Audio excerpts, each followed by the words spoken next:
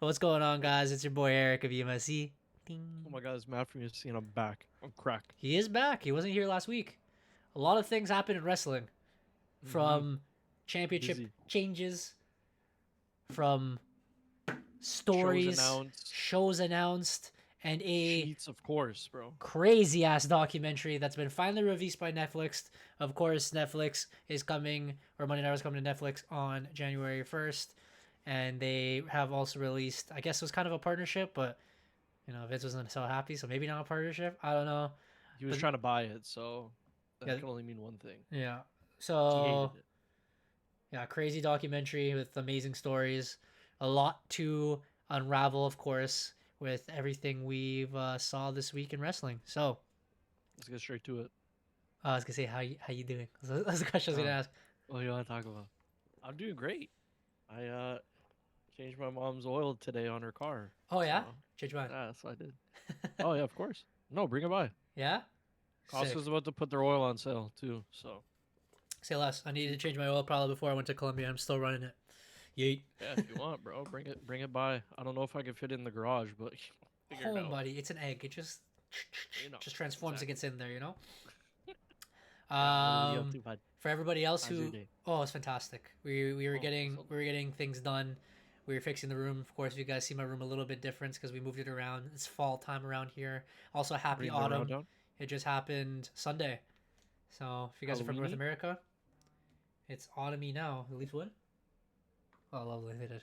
Um, so yeah, a lot's gonna be happening. The first thing to be happening in my room was changing it. So we moved around, get those energies around, move that dust around, and yeah, we vibing right Gotta get now, those chakras in order, you of know? course. And we're so back, EMFC again. We've been from the vacation mode, we've been here and there, but at least we've been Don't getting our promise nothing, all we right? we We're we, here every Wednesday. we Don't we've been worry getting about our that. Wednesdays slash Thursday because this week we couldn't make it. We got the podcast in order, of course, because there's a lot to be Of talking about. course. But we will be playing video games very soon. I was looking at a lot of the content we posted the last couple of months, or sorry, even just Yeah. the years it's been pretty good because I posted on YouTube, I guess, the last couple of times. So I did the walkthrough for Monster Jam. I don't know when I'll start that again.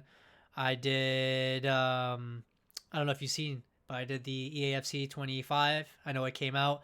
We this Oh, year we decided to take a little bit of a break. Of course, we still have the 10-hour trial, so we'll be trying to be pumping content as much as possible. But other games will be coming out, and we don't want to give EA any more of our money.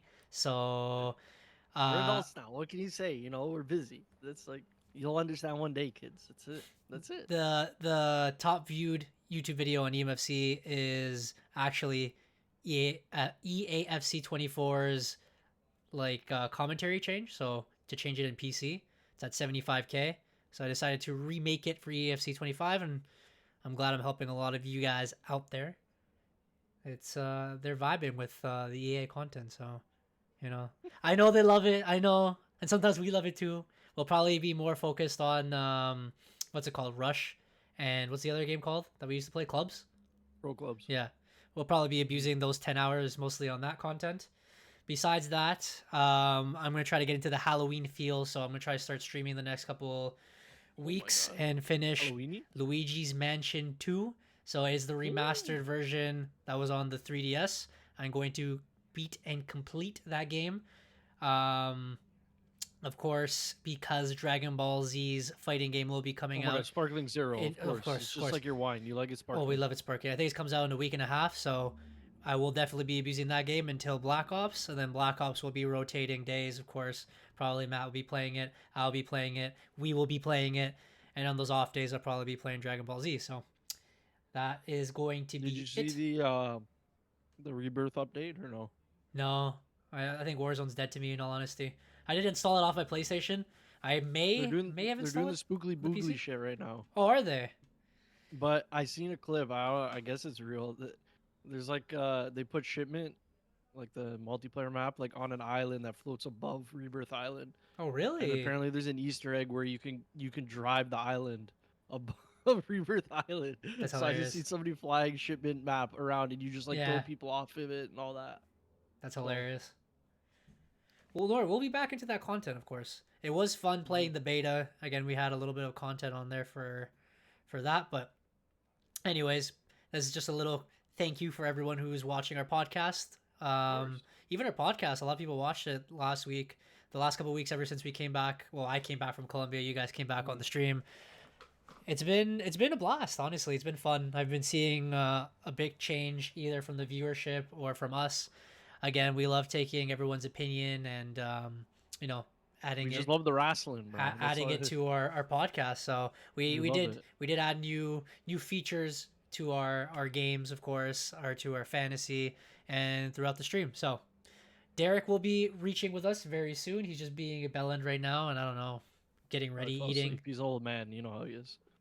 So We me and have a Matt lot will to carry. talk about, bro. Mm. Let's get Okay, straight into let me it. play This is SmackDown. This is the new Smack. Oh, Let me play. I Let me play. forgot, Sorry. bro. Sorry. I don't know if you've seen the podcast the last couple of weeks, but usually I pop us out here before we explain. I don't know how to do it here. Okay. Oh, you pop Right it. the Rex, You have a pop look, up, bro. pop it. Usually have this pre-made, but I did not do it this time. I forgot. I was excited. Sorry, guys. Ding ding dings this week in wrestling. I will play my screen in a second when I manage to put out. Show the link. It's called SmackDown this week. I usually just put the WWE page on and then just leave it while you explain it. At least people can see pictures. Some people are more visual, so. No, We're always thinking about the viewers, of course, here, guys. We're always. I don't know if you want me to share the screen, but. Oh, no, I see it. I have it on the side now. Okay. All right. All right. I don't scroll through it So- anyways. It's just pictures are there. This is the Triple H SmackDown first episode of all time. New logo, new Meg Thee Stallion shaking ass, all of it, bro. Lovely, great.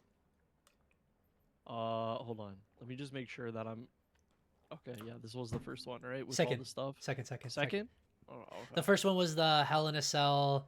Sorry, Hell in a Cell. Oh, The yeah, steel yeah, cage yeah, match that they cool. had. This one is now the one with the whole like vignette of Roman and stuff happened. Okay, I believe it was the U.S. title. It's the week of Yep. the mid card actually. Mid card titles. Mm-hmm. Yeet. Yeah. Anyways, new SmackDown logo lit. Anyone that says Swown, you're blind. You I just have know. to look at It's the blue, clearly and silver. that's the D. It's clearly blue. It's lovely. Triple H has done it again. Wouldn't it be Michael SmackDown? Cole and Corey Graves are back. Lovely, bro. Always love that. Sorry, I'm burping a bit here. It's all good. LA Knight versus Andrade, trash. LA Knight, botchamania, Oh trash. yeah. Yeah, I actually he tried to skipped do that his match. bounce up to the top rope twice and slipped both times, and then Andrade had to carry him. LA Mhm. Knight is The shaky, shaky with warrior. the title, bro. But then I he don't hasn't know. He's been wrestled. shaky with He hasn't promos. wrestled He's been consistent anymore ever since he True, lost or true. he gained the title. So Yeah, so that happened. SmackDown, it was a little mid, bro. I don't know. I feel like it's like a setup SmackDown. So like that Yeah. first U.S. title match, I thought it'd be more hyped. But again, LA Knight, he hasn't been doing much. Maybe they haven't done much Mhm. with him. It was more so the Andrade versus Carmelo Hayes. Carmelo. Yeah, that happened after, and people were speculating that it was a real punch. Yeah. It was like a. So It's like a rivalry they've been having, kind of like Cesaro and Sheamus all those years ago when they created the bar. It's like a rivalry, but I kind of like it. It's refreshing to have like a 7 like game series kind of rivalry, which I think is pretty cool. again, Welcome we always like the in, variation. brother bud. Derek. Oh my days! Welcome to the recap of this week. We're just talking about SmackDown real quick because there's a lot I'm to just unpack. gonna leave the Roman Cody stuff till the end. Apollo versus Giovanni Vinci, trash, bro. For the most part, yeah. I understand they're trying to push him, but I'm like, both of them were in the mid card for a long time, or less. Sorry, they're in catering. Kevin Owens addressed Cody and Roman. They didn't seem happy. Yeah, he didn't seem happy. He first didn't want to talk to Byron, and then he went out and talked about it in the ring, but that's a little later. Mm-hmm. Tornado tag match, trash. Lost me bare points. Oh, Bailey and Naomi versus Miss Money in the Bank, Tiffany Stratton, and Nia Jax. I thought it was interesting. Yeah, no, I'm kidding. I'm just being a hater. It was it was a good match. It's just Jax got pinned. It was So I don't also like that. refreshing because it was a tornado tag, and that hasn't been seen in a long time, kind of thing. So, Well, it's because Aldis like talked himself into a corner. He's like the first one to pin or whatever, mm-hmm. and it was like, well, Okay. the only way to do this double pin situation is to have it as tornado tag. So Mm-hmm. they switched it up real quick. But yeah, it was cool. It was a cool ending. They both pinned him. It was Yeah. very sloppy, but Yeah. it's not Jax. So now next week they're gonna fight over the #1 contendership. Should be fun. That should be a good match. Mhm. And then that also sets up the feud between Bailey and Naomi, which might happen. Yeah, yeah. Because they have beef. Because what's her name used to be a heel. Yeet. Just trying to look. Okay, and then the last match was the basically the bloodline was there. They came out during Kevin Owens' segment, try to beat him up a bit, you know what I'm saying? And then for some reason Derek's boys ran out and they're like, "Dear, why?" To save this is a little earlier, I think. And then they set up a match later on, a 6-man tag match. Yeah. And then going into that match, of course the bloodline deals with the business. They just destroy DIY because they're trash. And then for some reason the Street Profits show up and help Kevin Owens. So that happened, and it was a pretty good match. I'm not gonna lie. I'm always down for my boy Montezi, bro. Okay, he's in there, he's cracked. You get that with Jacob Fatu, more crack. Lovely match. Yeah. And then at the end, Kevin Owens was teasing turning heel. Yeah, because Cody came to save him. Absolutely obliterate Cody in the back with a chair. With a chair, yeah. Reminiscent of Roman in the Shield. Yeah. I think it was pretty cool. They might they might pull the trigger eventually, sooner or later, to have Cody have like a rival for at least, I guess the Royal Rumble stage, that kind of time. It'd be interesting if they all turned on Cody. Everyone, because Randy, helped Cody, and then like he doesn't. It would lead to the Randy feud in the back. Yeah, that's pretty cool. That's a good idea. And I guess the only thing for War Games, but I think they're gonna go a different route now. But it'd be cool to have everyone. Yeah. Well, I think again, on Cody's side. I think War Games is probably gonna be old bloodline versus new bloodline. Cody's probably gonna do his own thing with this feud with Kevin Owens. They're probably gonna lead to I think there's a Saudi Arabian pay-per-view still. Yeah, I heard about that. There's Saturday Night Main Event. Yeah, which I heard they're gonna make big time, of course. But I forgot to mention that Kevin Owens is mainly mad because of the segment that we're gonna discuss now, and that Cody Rhodes is now in cahoots with Roman Reigns, which is still cool because, like we mentioned before, they're like the ultimate super couple now. They're the powers, the mega powers are back together. Cody and Roman are ultimate rivals. It's kind of like how it was Austin with Rock, Macho Man, I guess, with Hulk Hogan, John Cena, and Randy Orton. Now they have best buds / best friends. So they hate each other. They're frenemies, but at the same time they love each other because Big Show and Kurt Angle, Rey Mysterio and Eddie Guerrero, Rikishi and The Rock. Vince McMahon's ass and half the roster. Jesus Christ. Well, it's a different conversation for a whole lot later. But yeah, it was an interesting segment. Again, apparently it's produced by Paul Heyman, which is always nice to see him back. And of course, we're getting straight into it. They have, I thought we were getting into like the Roman and thing. We're discussing it. The Roman versus the Roman Cody 4K movie. Again, Derek, I don't know if you're muted, or if we're just talking too much. Nah, I'm here. Oh, okay. Oh, we'll talk about him later. Don't worry. Nah, I don't want to talk about it. You want to talk about it? I don't want to talk about it. Liv's next. You're away. You're in my way in life. Bro. Was I the only one that felt like that segment was a little bit too dramatic? Little. Yeah, he didn't have to say in life at the end. Yeah, in life part was kind of was a little bit too extra still, but whatever. I was just laughing because I showed Tama and she's like, "Why are you making me watch this?" I'm like, "Look how sick this is, bro." He said it's his stadium because he played football there. It's his stadium.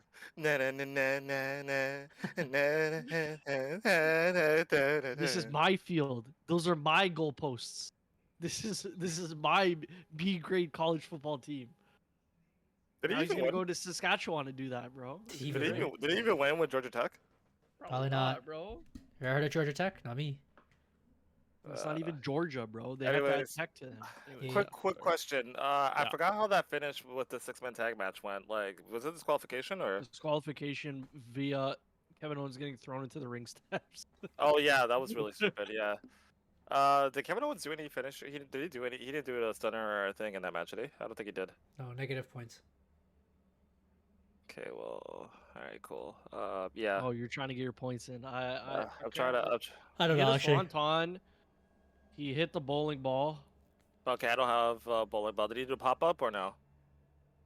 No, I don't. Well, I don't remember because I wasn't looking for it, but I don't think so. I don't think I he did think he either. hit a stunner on somebody. I feel like he did, but I thought I just got his ass beat, but maybe. maybe that was the week before. I don't know, but Okay. That's yeah. time. But yeah, it was a pretty cool segment for the most part. Again, really dramatic. I'm glad that Cody at the end came out to save Kevin Owens, because then felt like just like the one time on the screen wouldn't really promote the story that much, especially if the pay-per-view is next week Saturday. I thought there'd be a little bit more, but you know, Roman's doing his thing. He's showing up at least every week now. They're gonna tell the story in the ring. All right? This was good though. I like it. You got to make them feel epic because they're bigger than everyone else. Well, I think we missed the part. SmackDown opened up actually with the Bloodline, the Thumb Line going into the arena. They're going through security, and then even Thing did a promo. He's like,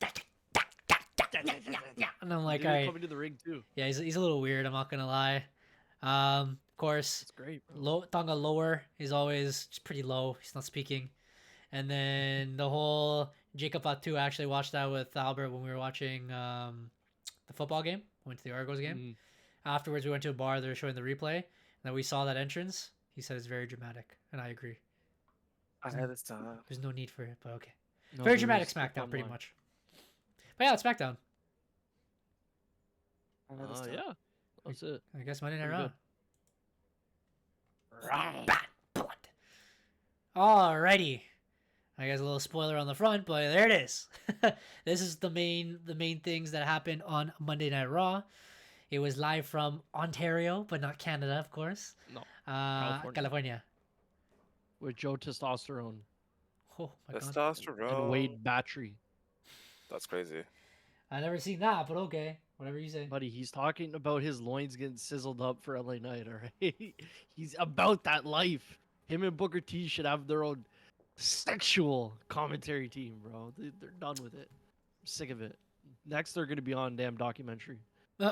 Oh, yeah, but we start off the show heavy, bro. Dominic Mysterio running in with the fucking... Oh yeah, he did. Came in with the lowrider. It was pretty smooth, and they had the one camera shot where they continued the feud of Braun Strowman and Bronson Reed. They just smash each other through like a wall or something like that. And then I was dying through the merch stand, bro. Oh, merch they stand, that's fucking it. absolutely went crazy through that. I'm excited for that. They built that up quick, and I'm all for it. Mhm. Big meaty men slapping meat. We love it. Big E told us. Yeah, that Now was they funny as delivered. hell. Yeah, so they came in, everyone was booing. They went straight to a promo, like Eric said. Basically, you know, blah blah blah. I Liv Morgan World Revenge Tour, blah blah I'm blah. gonna Daddy Dom. lose. I'm gonna lose. blah, blah, Oh my blah, god, I'm gonna nuggets. lose. I told Eric they showed a graphic earlier about the matchup at Bad Blood, spoiling Before what it, they yeah. announced in the ring. Yeah. But Rhea Ripley comes down and she's like, "Oi, mate, fuck ya, and you're gonna be hanging up in a fucking cage, mate." The It shark sounds cage. more like Finn, but you know. I bless you. Yeah, finishing what he was saying, they're gonna be in a shark cage, Talk and to her. again, it got spoiled before they even entered the ring because they showed the vignette of it for some reason. But I think it's pretty cool. Again, it's like it. going back to where Triple H is adding a lot more unique match types. For example, he brought back Hell in a Cell. There's a steel cage match that happened. There's a bull rope match that happened the last couple of weeks. Now it's going to be a last man or monster standing next week with the Can't monsters. wait. Braun Strowman and Godzilla versus King Kong, bro. You Bronson seen the Reed? fucking promo Yeah. package, bro. He's coming in through the water. I know Derek is hyped for that shit. I was pretty hyped for that. I'm not gonna lie. and now a shark cage match, which again, these are pretty like consistent and very different and unique. to like Yeah. not make them boring. Again, He tornado listens tag to the happened last week. podcast. It's confirmed. He listens to the podcast. He listens to the people. So I think it was a cool segment for the most part. Before, because last week I didn't have a signature for Rhea Ripley until last week I figured out by searching online that she does the headbutt now, pretty much the glass cow kiss, and then she did it on Liv Morgan. That's how they ended the thing. They ended the segment. She's like, actually, I'm clear to wrestle. I'm perfectly fine. Glass cow kiss, and I was like, wow. Eat, sleep, breathe. Yeah. All that. Then it was Sammy versus Ludwig Kaiser. Because they're starting that because Sammy's going after the World Heavyweight Championship. I did not watch this match, so I don't know if you guys thought it was good or what. But It was a decent match. It was I wouldn't say it was a short match, but it wasn't as long as I thought it would be. I wasn't counting that match for points. I was trying to skip it, and every time I skipped it forward, it was still the same match. So for me, it felt like it was forever. Oh, well, I was counting it for points, but Sammy didn't do the Blue Thunder Bomb, and it pissed me off. So I feel like he doesn't do it that much, bro. he No, he tried to does. go for it like twice. He tried to go for it twice, and it Oh. got countered both times. And then he was just like, "Fuck it," and then Haluva kick, and that was it. Hello, over. Yeah. Are we excited for Gunther versus Sami Zayn? It's gonna be a banger of a match, but It'll be a good match. I know I Gunther's don't gonna think kill him it's, though. like- He's what? I know Gunther's gonna kill him though. So Oh, of course. He's gonna be bloodied up, bro. His chest's gonna be bruised and bloodied. super bruised. I hope so. Then we get straight into Xavier Woods and Kofi Kingston. Kofi came up with bootios on his arm and a purple trombone, trying to rekindle the old New Day hype. Woods explained himself and why he was so pissed off recently. So they basically smoothed it all over, and then, excuse me, American Made came up to them and basically just made fun of them. Super heels, of course. And they pointed out that Woods hasn't really done anything, but Oh, play God. video games. Mm. This sets up a match for later on between Brutus Beefcake, Creed, and Xavier and Thing. I don't mind the American Made. I'm not gonna lie. It's about They're time doing- they gave direction to these big Brutus balls. Yeah, they're doing pretty good. I had them on my bench, which teased me. That's funny. But Usual. I'm like really invested with the New Day storyline right now because people are getting into like the whole thing, which is the whole point. Like now people are like it went from being like a small part of the show to now being like A bigger part. like Like it's coming. yeah. It's And we talked about two-star that a couple feud weeks now. ago. So we were like, it was kind of people were like, New Day's in the background, whatever. Yeah. And even the tag teams, we were talking about like the tag team division was like being held back opposed to the rest of the roster. They were showing a lot of the women's tag teams, mid cards, and the main eventers, but the tag teams the belts were split, and then they did nothing with them with the amount of like tag teams there is, right? Yeah. Now they're finally building up tag teams, both Raw and SmackDown. And again, for the sheets later, a lot of other tag teams either debuting or returning to WWE, which is very exciting. Looks like they're putting that focus back on there, and I'm glad they are. Again, I believe next week Monday Night Raw is going to be switching to 2 hours, no? Or is it the week after? It's I think it's October. the week after. It's the week October. after? Okay. It's the week after, yeah. So yeah, let's see how much they can put in. But this story is actually getting intriguing, and they're also getting involved with other tag teams, right? Yeah. We got the new Some of American those Alpha blokes, bro. getting those Derek's wins. blokes. In New black Day and still stay white. strong because again the rivalry is what people are intrigued in. And then after the match, I believe the LWO came in, trying to apologize for what happened last week. Rey Mysterio was there. Yeah. And Xavier Woods goes off on him, and he's saying Of course, that like because Rey Mysterio doesn't know what he's talking about. he's like, oh, again, But because continue. everyone was a former world champion except for me, right? I'm a loser. I'm a bum, right? So Rey Mysterio's like, okay, I was gonna fight Fiend, but I'm not gonna fight Fiend anymore. I'm fighting you Yeah. tomorrow, SA. Or sorry, next week, SA. See you there. So it's Cabrón. intriguing. See Xavier Woods fight on the heel side, I guess. Should be very Yeah. intriguing next week. Yeah. Fired up. He's like he's turning into what's her name? Johnny Gargano's wife, basically, from a couple of months ago. Oh yeah, yeah, I kind of forgot like she a even situation. existed.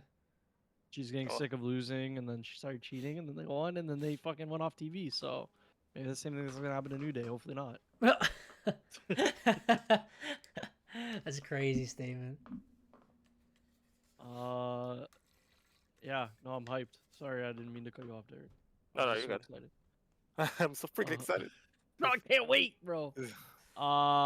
Yeah, so the LWO thing happened, and then of course, Dirty Domin and JD and their old Funko Pops and all that Pierce, and then there's an LWO match, Dragon Lee versus. Carlito. You think you're cool, man? Yeah. Carlito. No, I That did the match WWE was game. short as fuck. Oh, very. I was looking over it because I was counting points for Dom. I was like, okay, maybe I'll leave it on the side for ×2 for a commercial break. And when I pressed skip, it skipped the whole match. I was like, whoa. What And happened? I went back and I looked at the Yeah. entire match. I'm like, no, this match was like 2 minutes. Like, it was bad. Yeah, the match was super short. It was Oh, super, and super short. sorry, Dragunov is trying to fight people. I think he's gonna have a match against JD soon. Yeah. Because he keeps beefing with the Judgment Day. Because so Judgment that's Day annoying, man. confronted him because they're Yeah. friends with LWO or something like that. I don't know. Yeah. So then the Miz started warming up, and Karrion Kross showed up for some reason to tell him this is not a good idea, and that he should start focusing on himself and being the Miz again. So I guess Karrion Kross is just a philanthropist now on Raw. Like, he doesn't do nothing. Yeah, I know. He just He just, likes to get people amped. He wants, yeah, he's a shit disturber. he wants He's everyone to just turn here for the heel. chaos, bro. So Like, yo, go he's- fight that guy. He just comes in. He's like, you should turn heel on that guy. Okay, bye. Later. Yeah, basically. And I guess that's what led to the Miz versus Bronson Reed because he asked for that match, but it never happened because Yeah. Braun Strowman got involved. They were teasing the match break, so the ring breaking. They went to the top Yeah. rope and they were gonna do it, but it didn't work out. They beat up a bunch of security guards. They were just going ham. It was Yeah. great. Had a great time watching that. Yeah.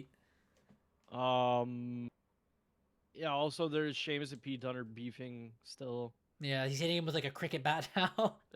That's just sure. But yeah, Bronson Reed and Braun Strowman next week, like Eric alluded to. Last monster standing match. The ring's gonna implode. I hope so. They're gonna I'm break through excited. the damn stadium floor. It's gonna be amazing. I can't wait. They got I'm two so excited characters. for this match. They got two characters I really didn't care about, or I'm like they're always on the side. Yeah. But like now I'm actually intrigued by both of them. And dude, anything Triple H is doing right now is working. It's just muddy, bro. Yeah. Cause we're just little sluts for some broken ring action. You know what I mean? We're little sluts for some different. I think me and Derek said it last week. We're like, he's also like changing it up. So like the mid card is his own thing, the main card is his own thing. The women's are having like a different angle right now, especially with like former lovers, former tag teams. The Drew and CM Punk thing is more personal, and then we'll get to that. And Don't worry. then something like Braun Strowman and Bronson Reed is those big meaty slapping meat. You know what I mean? Fighting backstage, love it. destroying everything. So it's like he's doing a little bit of niche scenes throughout the night. You know what I mean? Any type of wrestling you want to see, he'll give it to you. Yeah, You it's want like a banger specific. Yeah. between Sami Zayn and Ludwig, you get that. You want shit Karrion Kross, you get that. Mm. You want the New Day to turn heel, you get that. You want a dumpster match between Michin and Chelsea Green, fucking sick, you get that, bro. I can't wait. He's doing it. Yeah. Oh my god. Yeah. Next segment, Drew McIntyre addresses CM Punk. Basically says the exact same thing as CM Punk, but in reverse. Go on, Drew. Give me my points. But yeah, he got very close to the camera. That was about it. But it's gonna be a dark, bloody match. That's all I know. Oh, Johnny. So Johnny in the comments right now is saying, "Hey guys, just a quick question. In your opinion, did Brett screw Brett?"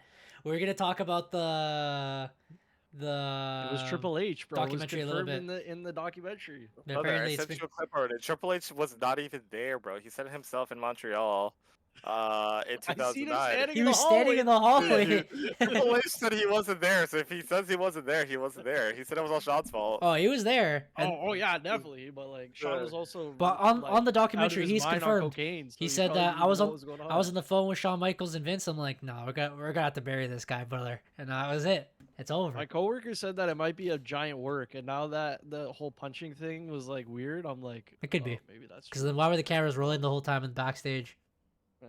filming them? You know, Exactly. a little weird, but Appreciate Johnny stopping by Anyways, here and yeah, on the thanks, stream. Johnny. Then next thing Brett's was Rebet. Derek's girls, Io Sky and Kairi Sane, doing their little backstage. Oh, it's before they fantastic. go out. It's fantastic. And then my girls came in, and just let them know that they're tag team champions and they're never going to be good enough. So then they have a match against big Scottish bum and the skinny girl. And I didn't I watch was like, it. who are you talking about? I just took it who you're talking about. I'm still trying to figure. Oh yes. This is kind of. Never mind. I know what you're talking about. I didn't watch the match, so I don't know if any of us have comments on it, but apparently it was really good. It was pretty good. I've been surprised because again I picked up Io on the draft, and I did pick up the women's tag team champions as well. So I wasn't expecting both of them to be fighting each other, but ever since Kairi Sane like almost lost an eyeball fighting all of them, like people were actually behind all these women's wrestlers. They all seem legit. Again, Io is a former women's champion. She's fighting a former women's champion, Bianca Belair. Jade Cargill, who is all hype and the future. And then, of course, the rest of Damage Control has been a little bit behind. But ever since Kairi injured her eyeball, it seems more legit now. Again, as they were focusing on the men's tag teams, they were also focusing highly on the women's tag teams, which I appreciate a lot. Mm-hmm.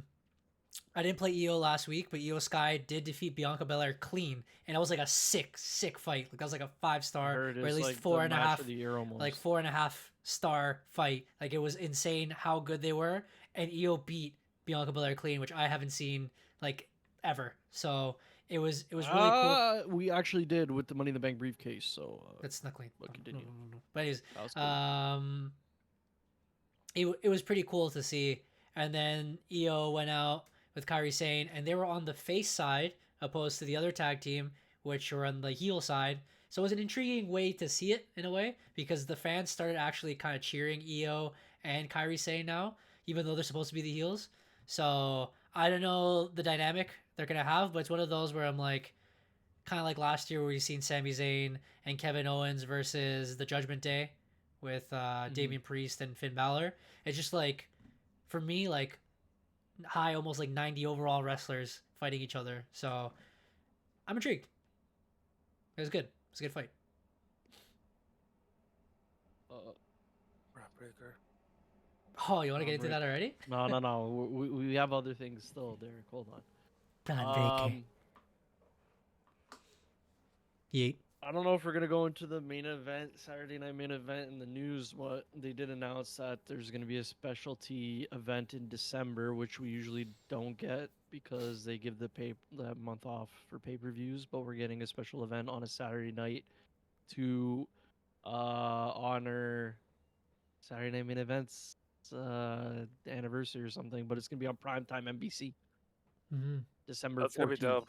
That's the first time that we've seen that in quite a while. And when they brought back Saturday night main event, like in like the mid 2000s and stuff like that, it was super dope. It was fun. It's fun as hell. It's like a free pay per view. Really cool. Yeah, it was like a free pay per view, and like the fact that it was on NBC kind of made it feel like it was a little bit more special and bigger.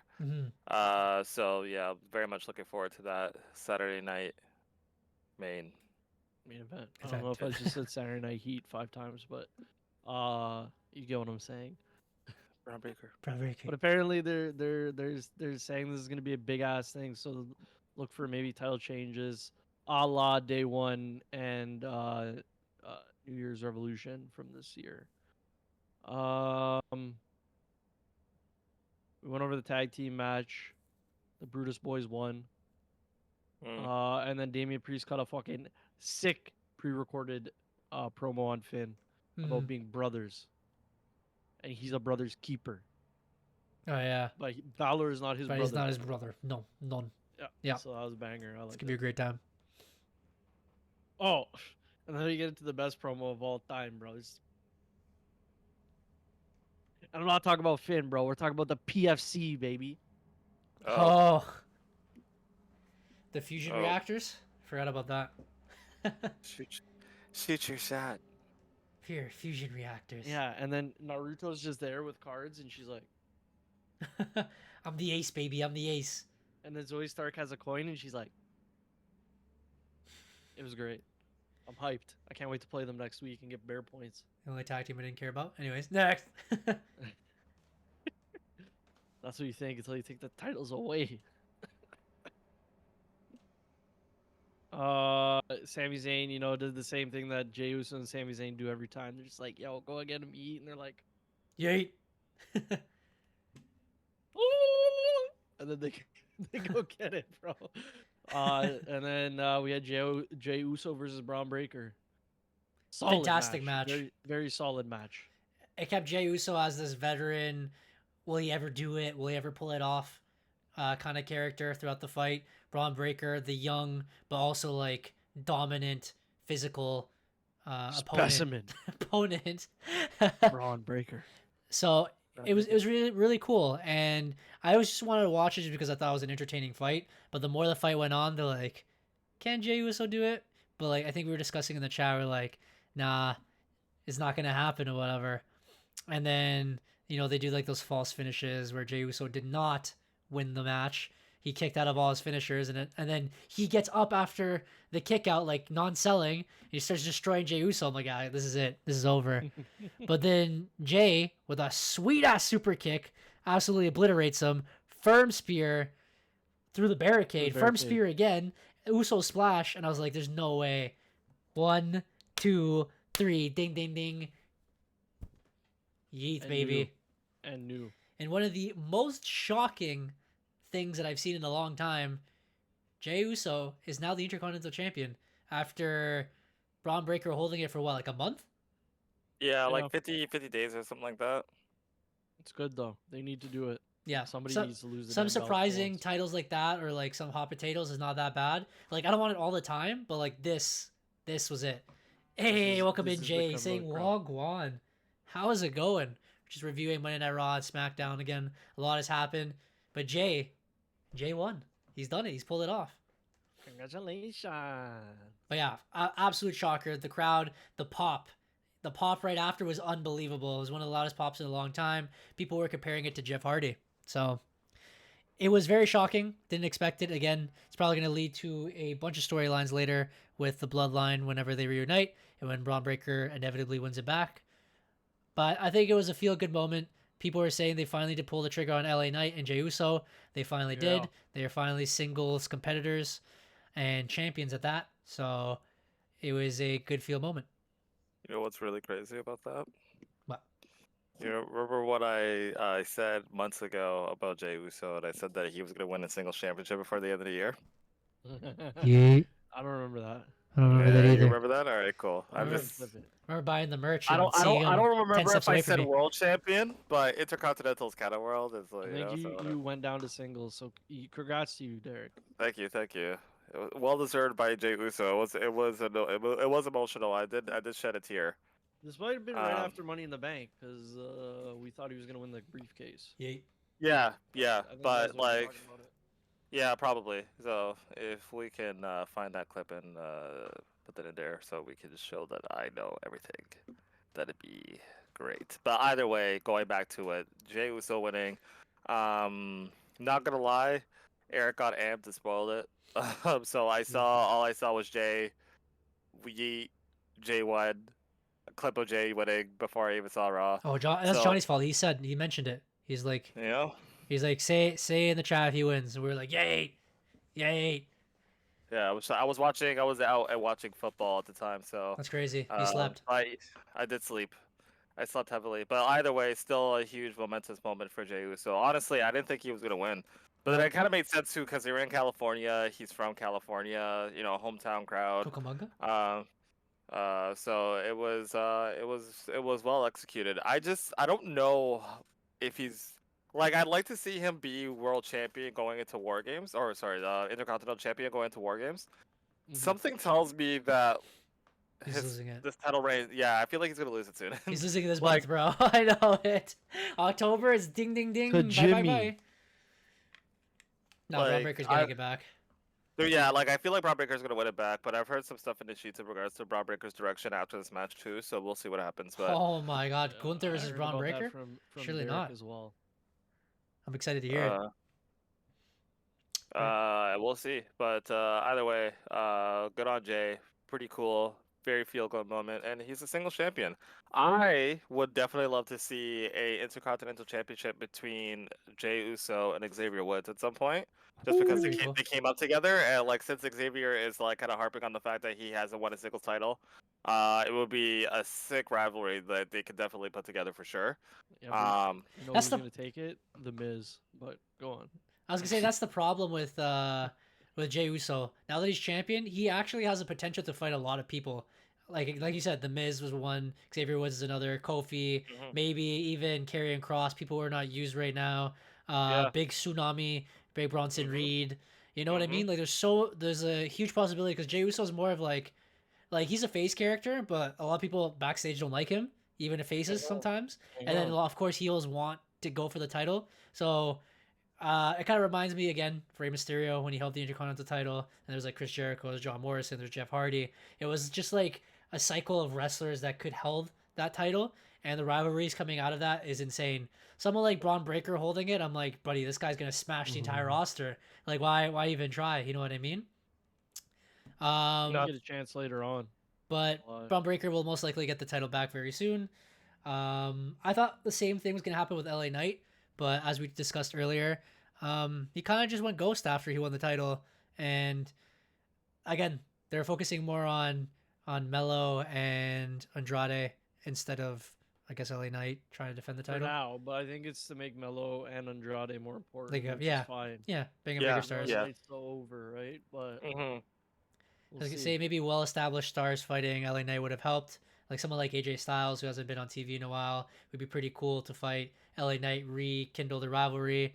Or I was gonna say someone like Bobby Lashley, but if we're gonna go to the AEW portion of this week, Mr. MVP has debuted on AEW. Forgot the guy's Swerve's manager. What's his name? Prince Nana. Yeah. He was talking, and then MVP Nana comes out, man. and he's like, "Yeah, we don't need a loser like you handling Swerve. If you want to talk business, hail me up." Which again, if MVP follows, I think Bobby's gonna follow as well. Unfortunately, which I Maybe think even Shelton Benjamin. it would be pretty cool rivalry against Swerve, but no, you know what we need? Bobby Lashley versus Powerhouse Hobbs in a meat on meat match, bro. Jesus, Bro. Absolute just muscles just fucking bouncing off each other. That's it. AW, get me in the booking room, bro. I'll get you back up to 2,000 fans a night. Don't worry, I got you.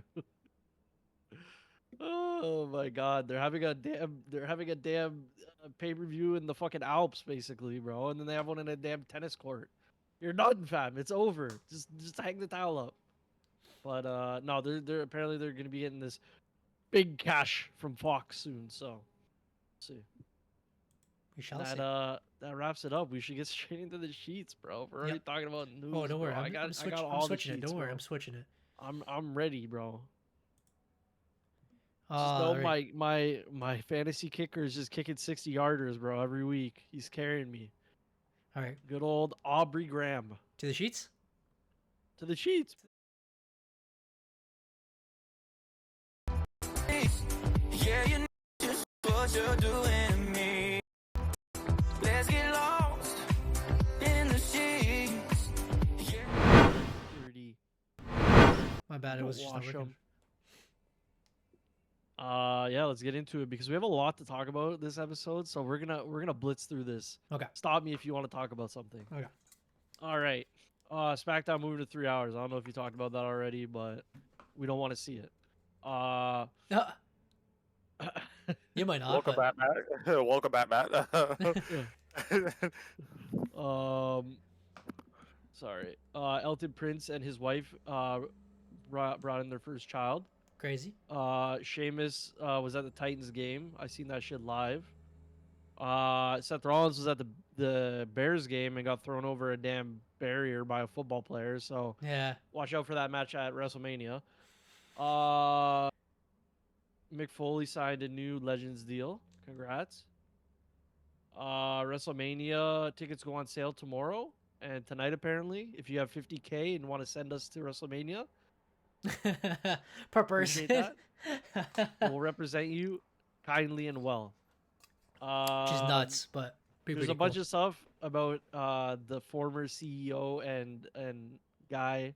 We'll get to that later, so I'm just gonna leave all that out. And his The documentary. biggest news, bro, of course. NXT on the NASCAR, baby. We got the Cole Custer 00 NASCAR Xfinity Mustang with the NXT Ethan Page livery on it. So watch out on Saturdays for that, boys. Sure. Ric Flair parted ways with his 8th wife, basically. Jesus. No, I think it's his 5th. They've respectively parted ways. That's crazy. After 13 years. I love how of this being guy together said, I and think it's 6 his years of fifth, as if marriage. that's any better, bro. Like, bro, any marriage more than one marriage is too many, bro. Like, Yeah, I know. I was gonna say Yeah, Jesus but when you because I look didn't like expect it. you're 50 years old for your whole life, bro. He's yeah, just in bro. there. You're but 75, bro. Like, just hang it up. I didn't even know you still married, bro. That's insane. Yeet. Um, we had some QR codes and special letters show up during SmackDown and Raw. Hmm. Apparently, my worst nightmare has come true, and the Viking Raiders are showing up soon. I heard that too. Yes, I'm I gonna think you showed cry, it. bro. Huh? Hey. Not the Viking Raiders. The War Raiders. Get it straight, bro. Oh We're my getting the God. War Raiders back. Anyways, Oh. that's Talk another about tag team. War. War. Thought it was raid. War. It's another word, but we can't say that on stream. Raid. War. But before we move on, like I was saying Yeah. earlier, tag teams being filled. So that is pretty cool that they're adding more to it. And again, they're also already part of the roster. But I think maybe you're gonna say it soon. But there is going to be other tag teams that were not a part of the roster that are making the jump from one company into the other. I don't know if that's on your sheets. I was probably gonna get to that, but I don't care about them, so Okay, so they're both boring to me. But I haven't seen any material. it's okay. Read it. Can There continue. have Read it, been say it, some say it. updates. There have been some updates in the sheets about that. So it's apparently it's been confirmed that the Motor City Machine Guns are NXT bound. Mhm. However, the Lucha Bros have apparently not signed a contract with WWE as of yet. I thought they Hmm. did.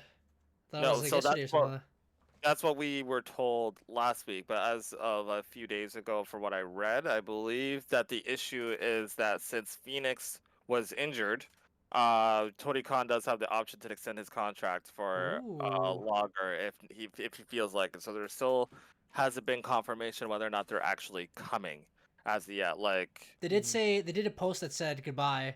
Like I think it's an Instagram post or whatever. It was both of them, and they said kind of like thank you. oh, okay, so maybe who knows? Hmm. Who knows? So they could probably leave, Anyway, but I don't know In what better tag team news, Mace and Mansoor have showed up on AEW Jesus Christ. or Ring of Honor or one of those ones. I don't know. Yeah, they've been on both shows a couple of times. Okay. Which honestly, like they're still doing like all like the stuff too, and it's just really funny. Like they're such a good, they're so good together. Yeah. Oh man. Former WWE champion to guest star on the Simpsons season premiere. Derek loves that shit. Bro, I haven't she watched the eats it up. Simpsons episode in years. It's So, bad now. It's bro, shit. like I saw that and I was just like, Like okay, why? I get, You'll like, be this there, is- but like I don't want to be there. yeah, like you know, like is it gonna be funny? Like John Cena will be good on it, I guess. It's John Cena, isn't it? It's Yeah. John Cena, course, it's John bro. Cena, yeah. So John Cena's gonna be guest starring on the season premiere, Yeah. which is cool. It's so fun. Like I find it so funny, and I guess it's kind of ironic that like, one of the things that the New Day podcast, which they don't do anymore, which hurts me because I love their podcast. One of the things they talked about was like the deal with Fox and how they were like, we want this deal to be a thing so that we could do other Fox things, mainly The Simpsons. Like we want to be on The Simpsons. Mhm. And the ironic thing is after they leave Fox, the WWE superstar ends up on The Simpsons. And a part-time one at that, bro. He's Yeah. really, he's a movie star now, to be honest. But you know, John Cena is large. He's that And it- guy, bro. He's the guy. So- He's the goat. All he had to do was shed his marriage, and look at him now. Girlfriend, Honda Civic in the garage, Oh, movie star. and movie star. Oh, also speak about movie star. I don't know if we talked about the new Batista movie and how Drew McIntyre's in it, but I think we I did. don't know if you guys heard. He basically like appointed. He told them to hire Drew basically, and now he's a superstar. So Drew might be the heading to Hollywood now as well. That's Good crazy. for him. Roman Reigns has been advertised for 6 episodes of SmackDown. I know you guys posted this. We did. And Saturday night main event. Starting, I think it's October. I don't know if it's the October 7th episode, but from then up until Survivor Series, basically, he's going to be on every show. So that's going to Yes. be super sick because Roman is what's best for business. And The Rock showing up at Saturday night main event is best for business. that'd be Well, cool. Buddy. It's going to be fantastic. The final boss level 4,000. Oh my god, I see it. You see the goosebumps. Let me flex a little bit. In the gym.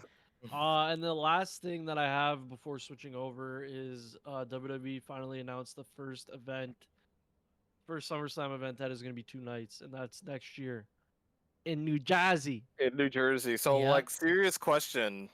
Do you wanna Jersey's not go? that far. Are Oh, you God. trying to go? No. Quite possibly. I know you missed SummerSlam in Detroit, so you count me out of this one. The only thing I'm going to is fucking WrestleMania next year because I need to see John Cena. I mean, he might be John at Cena SummerSlam will too. probably be on SummerSlam.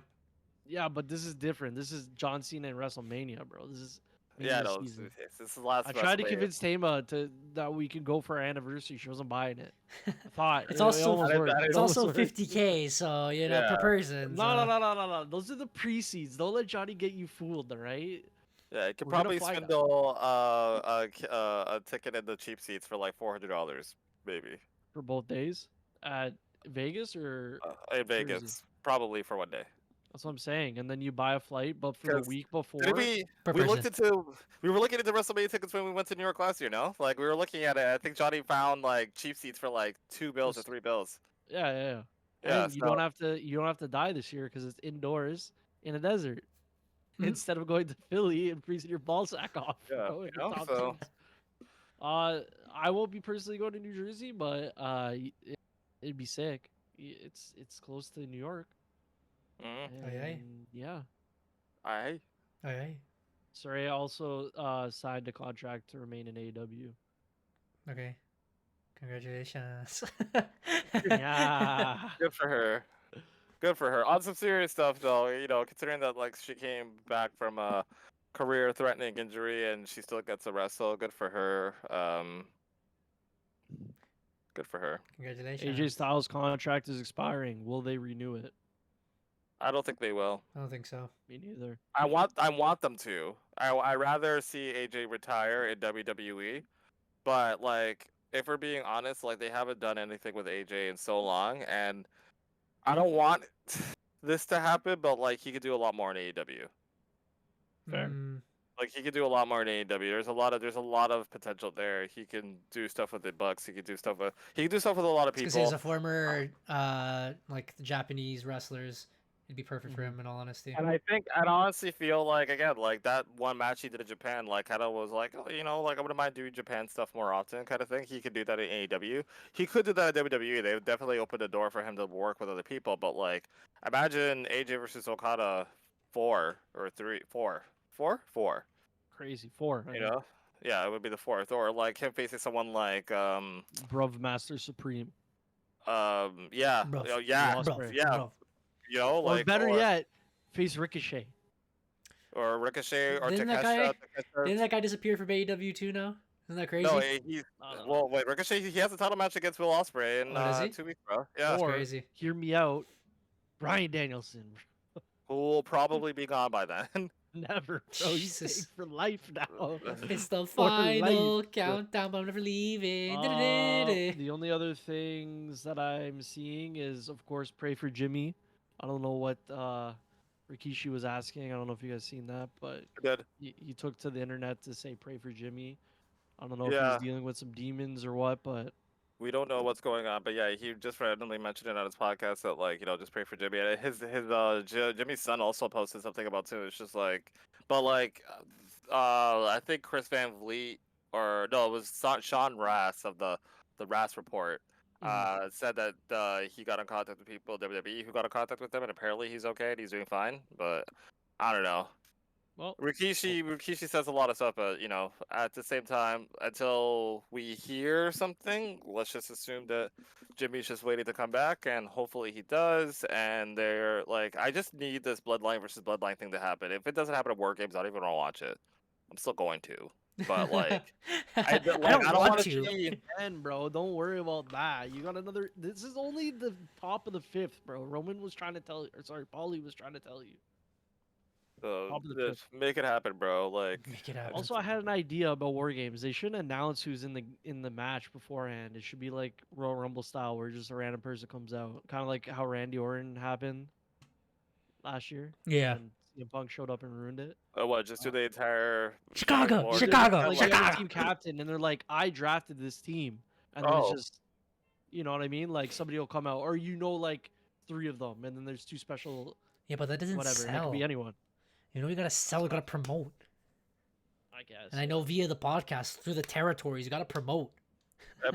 Plus, like, if we're talking like the authenticity of War Games, they have to be in the shark cage, so they have to They be do, sitting they there. do. They have What to be if they sitting roll there. them out in shark cages and they open it? War games. Oh no, that's what they do. It's like when you get a brand new car and they pull the tarp off the thing. Surprise! Yeah. Miro asked for his release from AEW. That was another big contract talk. Yes. Hopefully he comes back to WWE and does his thing. Can you imagine him versus Bronson Reed? Oh boy, Oh my god. That'd be pretty the fun. bigness, bro. that'd be pretty fun. He'll be knocking down every building. And I think that's it, guys. Other than Matt Riddle being denied AEW access, bro. I don't know if you guys heard this story. No, I didn't. He was Alright, saying like, what? No, go on. No, continue. Oh, he was saying that he had an interview with Tony Khan because he's interested, and then Matt Riddle basically just like talked him out of being signed because Tony Khan's like, I don't want you, basically. You're talking like an idiot, which is a high bar to set because Tony Khan is Can't anyone. yeah, and that too. That's very high, as you would say. Well, going back to one of the things we were looking at, what do you guys think that SummerSlam is now 2 nights? Love it. Let's go. Love it. Oh, you want to go? All right, buy the tickets, Derek. He wants to go. We got him. I got him on 4K. We got him confirmed. Then you cut it down and you're like, Tema. I'm like, I didn't say that. It's out of context. Just like some Just other guy like that's gonna say redacted. fun, you know? You want to get into that stuff now? It's either that or we do fantasy and then we talk all night about that. Cause Okay. Yeah. Seems alright. Unless there's a grain of salt, or would that be grain of salt? I guess because we're gonna be talking. Yeah. We're gonna be talking a lot of We could talk about shit. Yeah, we talk a lot of ish about that. Let's get into fantasy. All right, here we go. Have to pull it up. Actually, I can play it first.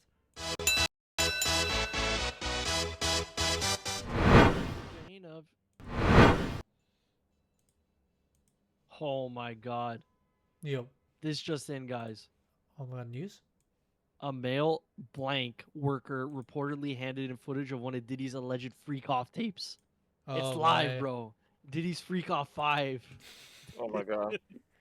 The oil is spewing. You'll get us canceled now. I'm just getting us caught up with the news, guys. Come on.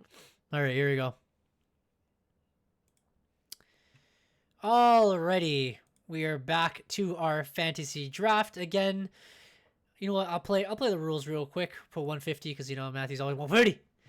I don't think Matt's seen unless he saw the podcast right after, which of course he did. All of you guys did. Here are the rules. So again, we drafted a total of 12 superstars, 6 active spots, 2 main eventers, 1 mid-card, 1 woman/mid-card spot, 1 tag team spot, restriction of 2 champions, 2 tag teams, and 4 main eventers. On to the next one. This is our pinfall system. Sorry, our point system. So pinfall, signatures, promos, submissions, appearances. And again, they're multiplied based on commercials. Next one is our newer rules, which are the weekly points tally. So instead of before we're like, oh, this is the winner of the week, and then we put it on the list. Now the rules are kind of like football or soccer, if you guys want to say it that way. First place of the week will receive 3 points, plus they get to show their new shiny little trophy that Matt has got developed by Red and Yellow himself, Johnny. Appreciate that. Second place is plus 1 Shiny. point. And third place gets 0 points, but they do get the wild card. The wild card rules are loser of the week spins wheel to select wild card, must play it the week they receive it, and there's none on the pay-per-view week because we believe that we are competitive enough to not nerf each other during that time. The wild cards that we added throughout the list, and again, more will be added later with your guides, your suggestions here on Vila the L. podcast. So, Seba's favorite Tangaloa replacement, we replace someone for Tangaloa. We boost the multiplier that week for that one specific person. Extra play spot. Remove opponent play spot. Ban a wrestler for the week. No multipliers. Remove a negative from score. Emergency swap from bench. Replace and add a Raw SmackDown superstar from the main event spot and replace it with another Raw or SmackDown. Because usually we have Raw and SmackDown. Replace mid-carder with a main eventer, which Derek had the honor to get last week. Oh, congrats. So he had a third main eventer and he removed a mid-carder. Plus 1 point on the weekly tally, which is pretty cool to add the points. Allow third champion swap. So for that week, you can substitute one person and add the third champion that week, which is pretty cool. You don't lose the extra person. And then they go back. Yeah, they go back. Yeah. Yeah. Plus 20. Like a lone player. Yeah, pretty much alone. Plus 20 on that week's count. So that might be the difference maker or just no wild card. Those are the rules. We are now here. Sorry, I was going to play this. Press that. Click. Last week, I am the two-time reigning defending champion. I did win the first week, so I am plus 3 points. Matt was second, so he got plus 1, and Derek was plus 0 for being last. I still don't have my trophy because Derek hates me. But yeah, I'm leading right now 3 points to Matt's 1 and Derek's to 0. But Derek did receive the wild card. Derek, and your raw booty is up first. He used the wild card on the mid card / women's spot, and he's replaced it for Sami Zayn, his main eventer. Oh, buddy got lucky. Let's go. So Derek, Well, let's talk about it. We first start off with the world heavyweight champion, who obviously he's a champion and he doesn't need to wrestle every single night. So he showed up just to say no to Sami Zayn once again. which is And hilarious. he showed up in his ring gear. I don't know why. I Like, know, bro. He's like, like, the smoke. Because I'm he- like, it's just he's like- like, everyone in Ontario, California needs to see this fight happen here. But I say no. It was great. It was great. like how dare you? Like, at least do a match, you son of a. Anyways, he got me 5 points. Kevin Owens was featured pretty prominently on SmackDown. He had his little like dilemma of like, oh man, I don't know how to feel about things. He had his little backstage. He had another appearance at backstage too. And then he had a promo. He went out to the ring to do it, which led into him having a match later on. Which reminds me, I need to have like another +3 for his appearance. That's actually 27 points. Oh, he's editing it live. That's what they all say, buddy. Show me the tapes. Yeah, like, ignore the points there. Anyways, yeah. So Kevin Owens got me a total 27 points. Braun Breaker made events at Raw against Jey Uso, but he lost the championship to Jey Uso. He hit one spear, Click remove. and he had one promo, but he lost, so he only netted me 8 points for that despicable. Oh, it's only a main event. -5? Oh, I put Yeah, -10, bro. Oh, shit. Well, it's -5, but then if there's multipliers, it'll be -5 times that, right? Okay, So it's okay, technically then that's -15. just fine. So you got Well, Like, technically you want to negative say 15. Nia Jax got pinned twice, but I don't think that's the case. Yeah, so it's technically -15, but you know. She Oh, she don't did, forget but that- whatever. Don't forget that Kevin Owens lost the match as well, bro. Well, he didn't get pinned, so that didn't count. Yeah, He didn't get. got disqualified. It's out, bro. He's done. Yeah, That's negative. So Tiffany Stratton, she didn't lose either. The whatever loss, but she didn't do anything in that match. She just kind of looks pretty, so she got 14 points. Sami Zayn was the big winner of this week. He had his match against Ludwig Kaiser. He ended points. up netting me 38 points for the night. And A-Town Down Under did absolutely jack shit. They were on NXT though, and they I had was a gonna match. say at they're NXT. coming to NXT, bro. Don't worry Yeah. about that. Oh, I know, which is why, with my grand total of 92 points for the week, I'm saying F A-Town Down Under. I want the New Day. Okay. He's dropping one Alright, for the I other. forgot about waivers, bro. Little shocking, God, bro. but he has selected the New Day. Will replace that afterwards because now he only has one champion on his team. I do, and we'll work on that maybe the next week. But as of now, like New Day is cooking right now in terms of stuff, and both of them have matches on Monday Night Raw, so I'm definitely cashing in on that. A total of 92 idea. points. It's pretty good. It's kind of low compared to our other weeks, but Yes. I guess it was what it was. Braun and Braun kind of did their thing. Because these guys, they all just made appearances. But yeah, pretty solid week. And you got to use your wild card, which was nice. On to Eric's Ramling Ranas. It was a slower week for my team this week. Again, it was a little disappointing. Damian Priest did pull out a hard promo, but he didn't appear all night, so that's probably where I lost most of my points. Seth was doing some crazy thing in a football game, so he wouldn't have helped me either way. Cody Rhodes, luckily, he did appear after that vignette. I thought he was going to only appear once. He did do a Cody Cutter, only earned me 11 points this week. Dirty Dom, he didn't do any multipliers. He didn't fight, just only 13 points. Rhea Ripley only appeared once. She hit the headbutt. It was 8 points. The only person, surprisingly, was Io Sky. She actually carried me. Got ×2 multiplier. She did her thing. Earned me 38 points. And Bianca Belair, Jade Cargill have actually been disappointing me. A total of 10 points for now. Of course, they're going to compete eventually, but at least they're showing up. Randy never showed. Seth Rollins didn't show. Ilja might fight someone eventually, but he's not prominent right now. CM Punk's a bum. Lara Valkyria has disappeared. And Piper and Chelsea Green are trash for a total of 85 points. So I might be taking the wild card this week. Oh, congratulations, Derek! You're first right now so far. So here comes Matt's Meaty Men. Upset, bro. All right, boys. I do have some extra points because I did a -10 to Nia Jax. I don't know if I was just being nice to you guys or what. She got pinned twice. But, Twice. Okay. Drew, he's there. He walked in. He's like, Drew. and then he went into the ring and he's like, it's a shameful thing. Lobster head. And he got fucking me 5 points. Solo Sikoa was a total bum thumb. He did nothing. He didn't even show up. Nowhere, nothing. Trash. Which happened to Drew last week. So my main eventers, very trash right now. Might have to do some trading, wheeling and dealing. Of course. You know, you steal Eric's thunder, you take Jey Uso. He had a big match. He won the title. 3 commercials. Bear spears. What did he do? Uso splashes. Oh my god. It was unexpected, but he's now the 3rd champion on Matt's team, which is He's fantastic. 3rd champion of my team. Again, like I said, Nia Jax, trash, talked, and then got double pinned. So she will be exiting my team swiftly, bro. Because we can't drop the other people, unfortunately. Jacob Fatu showed up. He did a little bit, you know, he's in there. He's mid-card. He's doing his mid-card thing. Bum, moonsaults everywhere. 2 commercials. And then Finn didn't show up. Again, 2 of my players didn't show up today. Or show up this week, which was kind of annoying. But JD Funko Pop still showed up and talked. And was at ringside, which had a commercial, which was good.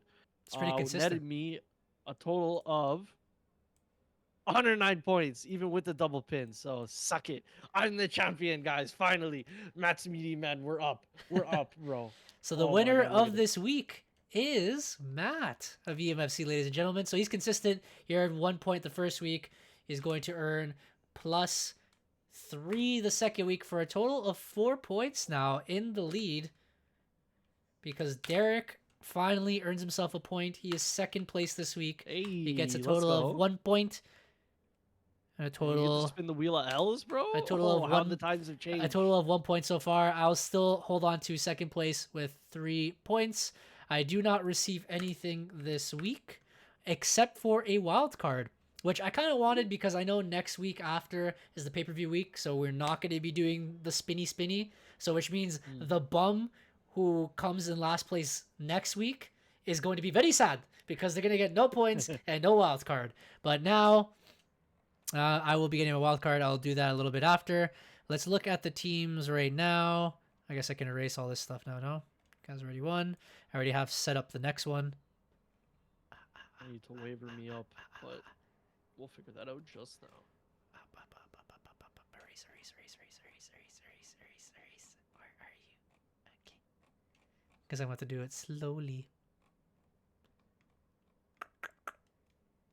Perfect. As you guys can see, I already have September 25th to October 2nd done. Derek, the first thing you did was remove these 8 down bum bums for the New Day. Mm-hmm. That's probably a solid pickup. I was actually thinking about it myself. Overreaction, but you know, it's okay. No, I was thinking about it. I like it. They've been consistent so far. They have. Honestly, they've been on my bench for like the last 3 seasons, and they've done nothing for me. Trouble in Paradise. What's your signature? Well, it's up to you which one you want to use. He uses like SOS for sure. Okay. He does his the honor roll, which is the somersault clothesline, and then he does the elbow drop.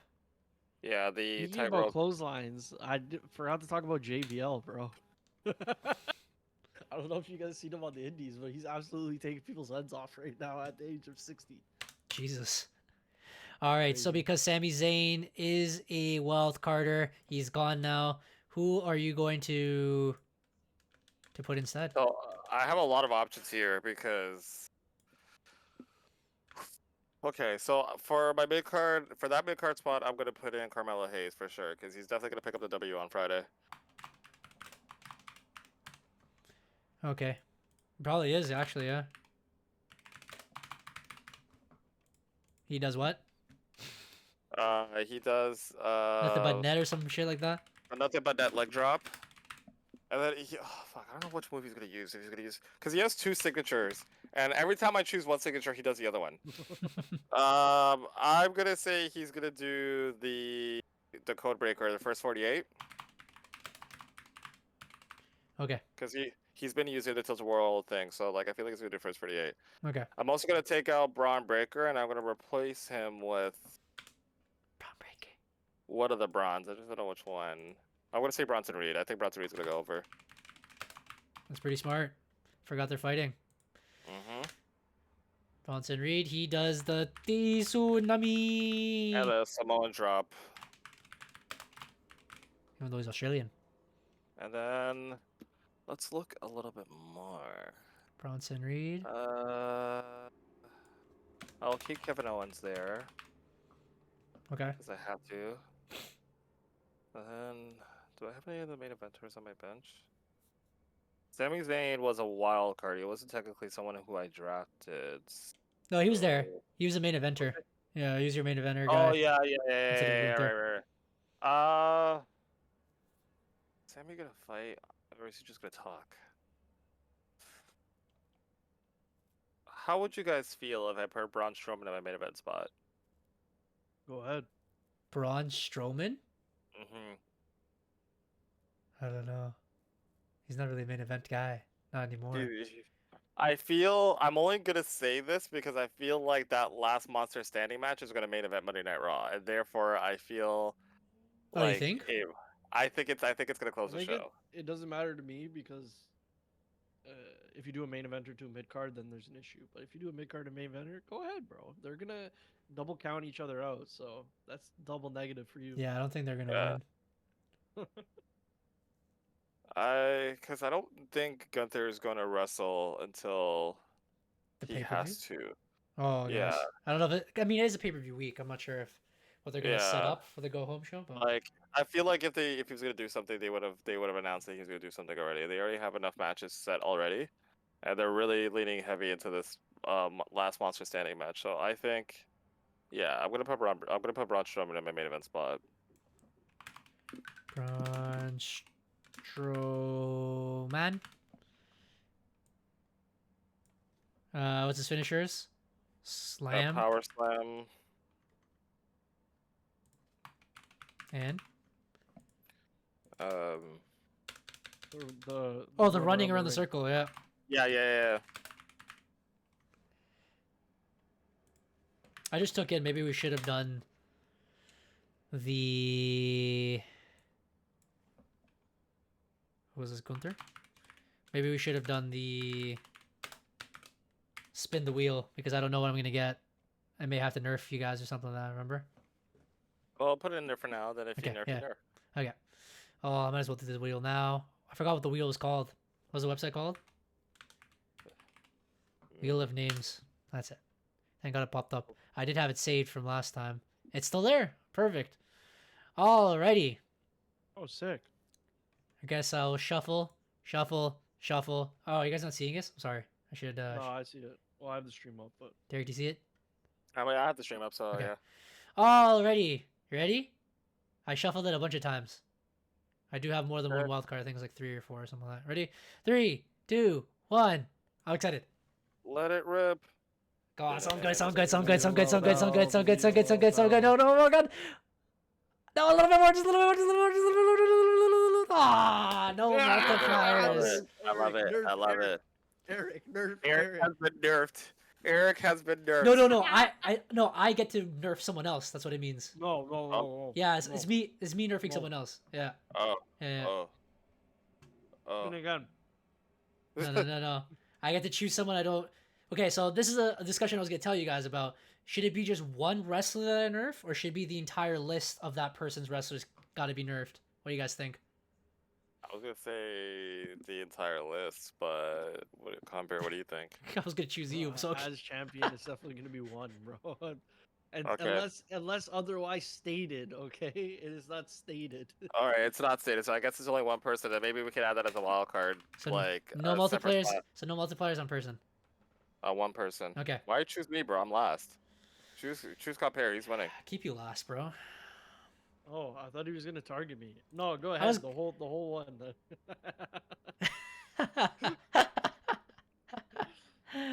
All right. Well, Well, congrats on your first spin on the wheel, boys. I know. Thank you for my title. I'm very appreciative. I'd like to thank Red and Yellow in the chat for a lovely printing job of these. you're right. We're just Very nerf Matt. shiny. You can't even see the WCW, but it's there. Okay, so now it's my turn to choose a team. And then afterwards, I'll decide who I'm going to use it on. Again, I have to use it this week, so I guess technically I can wait till next week when you guys are counting your totals and be like, that guy's going to be removed. Oh, that's crazy. Should be fun. That would be complete bullshit. No, you have to use it before the thing. No, because some of them are after, not before. So some of them are like, yeah, remove a character, but some of them are like, let me bring up the list again. I think one of them was after. Boost multiplier that week. Extra play spot. Where is it? The emergency swap. So like for example, if you watched it afterwards and you'd be like, oh, my wrestler didn't fight, you could bring that person, like another person inside. Mhm. Oh my, Luna's trying to cancel us. I hear her in the background. She's angry. Very angry. Yeah, because then I would choose a wrestler and I wouldn't know the multiplier, I guess. I guess maybe Derek's I would choose. Anyways, Damian Priest is going to stay. They're going to promote him. He's fighting in a big match during that pay-per-view. Cody Rhodes, they have to promote the tag team match. They will. They'll be like, oh my god, we're lovers. Dirty Dom, definitely promoted. Rhea Ripley, Io Sky, and the women will probably be promoted. So the team is going to stay the same. Matt, your turn.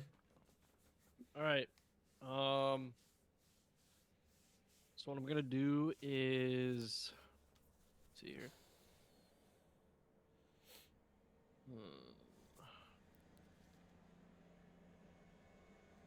I can't finesse it. You know what I'm saying? Like I wanted to finesse it.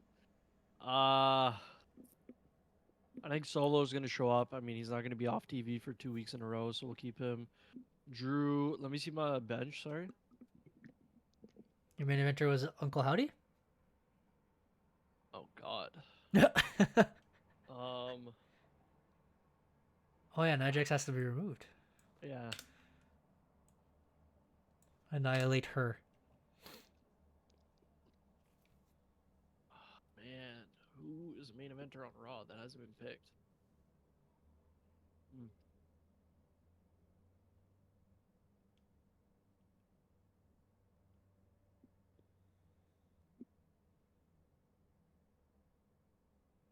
Give me the Miz.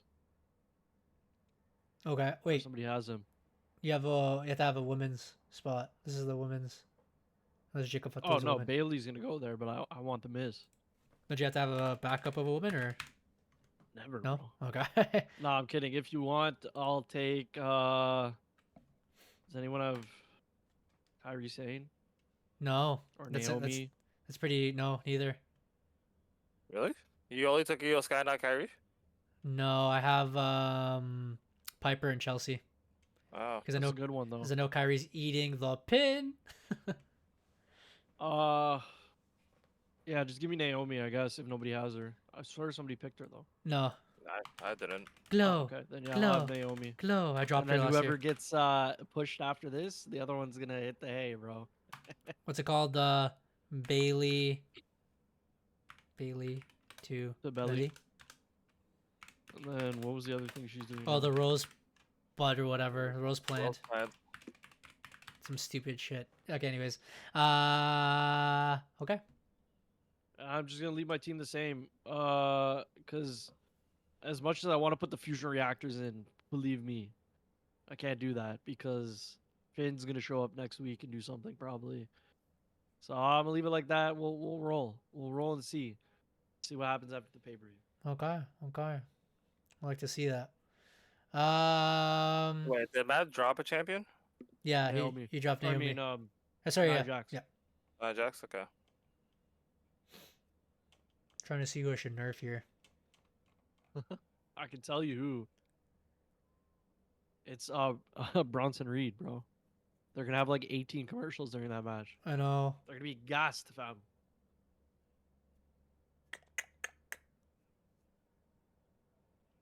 What are the odds that these guys will fight? Probably not. Yeah, I'll probably nerf Big Bronson Reed here. No multiplier.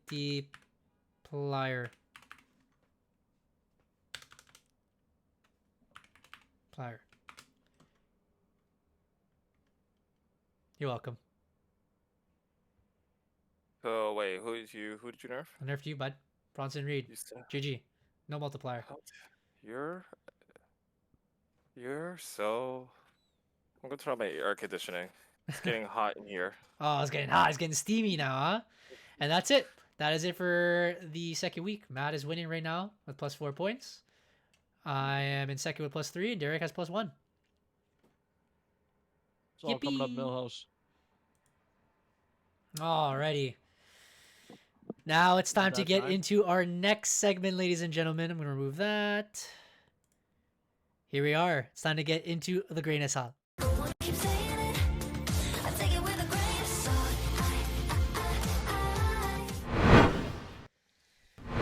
Oh boy. Oh boy. All right. Derek's great assault. Derek.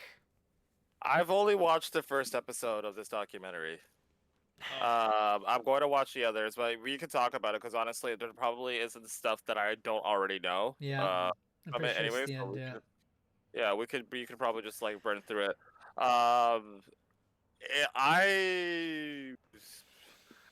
So the first episode I enjoyed because I don't feel like the documentary went to the extreme lengths to bury Vince McMahon like everyone made it seem like they were going to. Like they definitely talked about like all the stuff that that is going on currently, but they still were able to very much focus on who he was as the promoter, as the guy who legitimately changed or revolutionized the business, and also was able to really show how cutthroat this guy was at being able to take something and make it into something completely huge.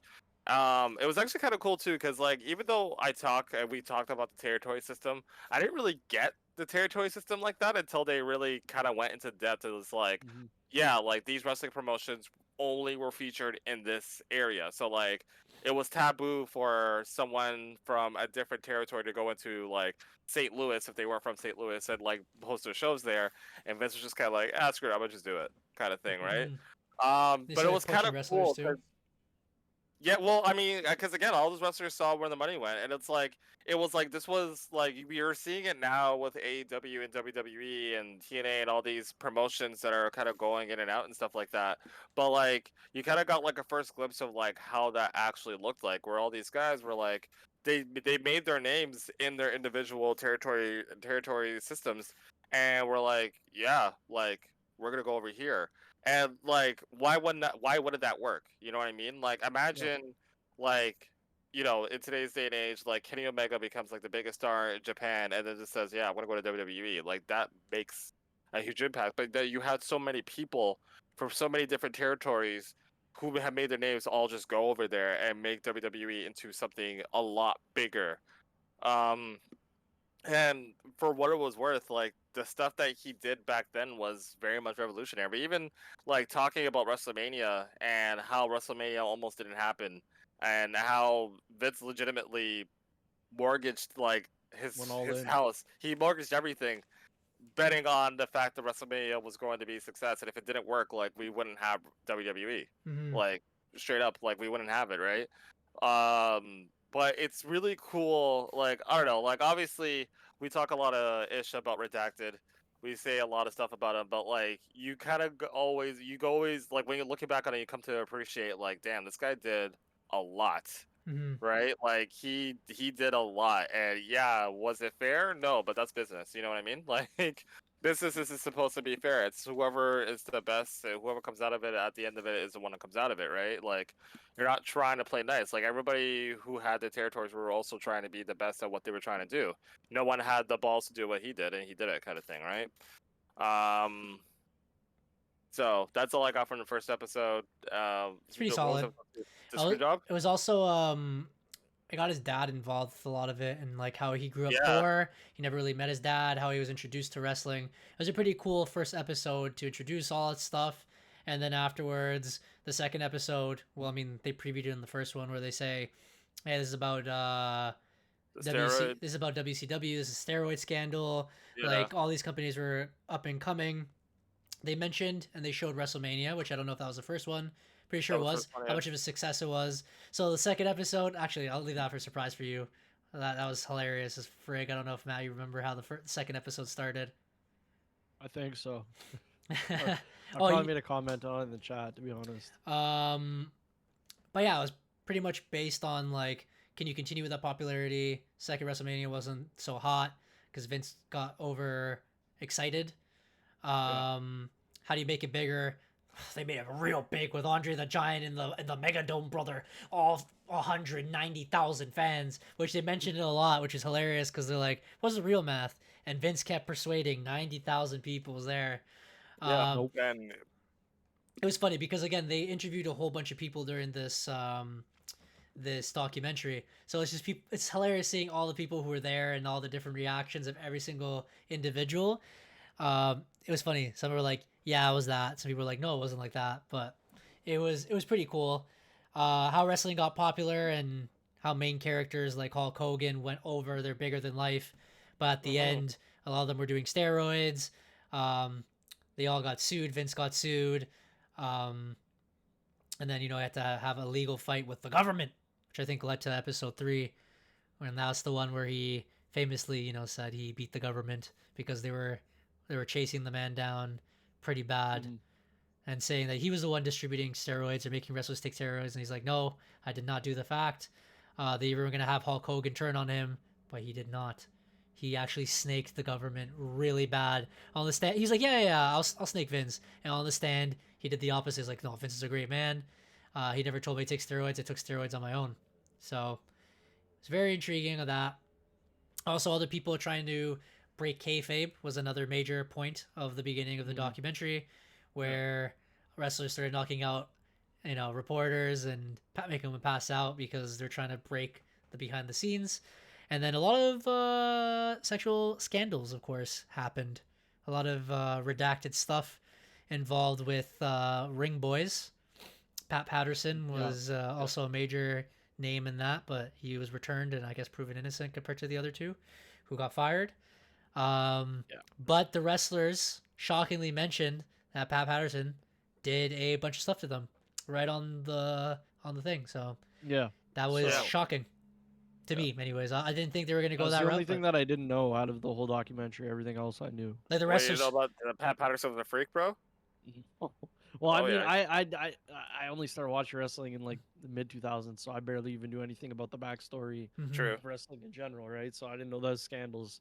I knew about the steroid scandals, of course, because they've been trying to get Vince on that from time. And then Apparently, well, in the documentary, there's this one reporter that keeps trying to like take Vince down, which I never knew about. Also, Oh, was it that reporter? Was that from episode 1? That reporter that like went and was basically trying to get like people to admit that wrestling was fake and whatnot, and then he got his ass kicked. No, different I think one. it's a different guy. But, Oh. It's yeah, a reporter but who that always was, in that the was shocking newspapers. as well. He was always trying to break kayfabe. He was trying to figure out everything, and he Yeah. said he heard a lot of stories of Vince and all of the redacted stuff that he did. So he was always chasing after him.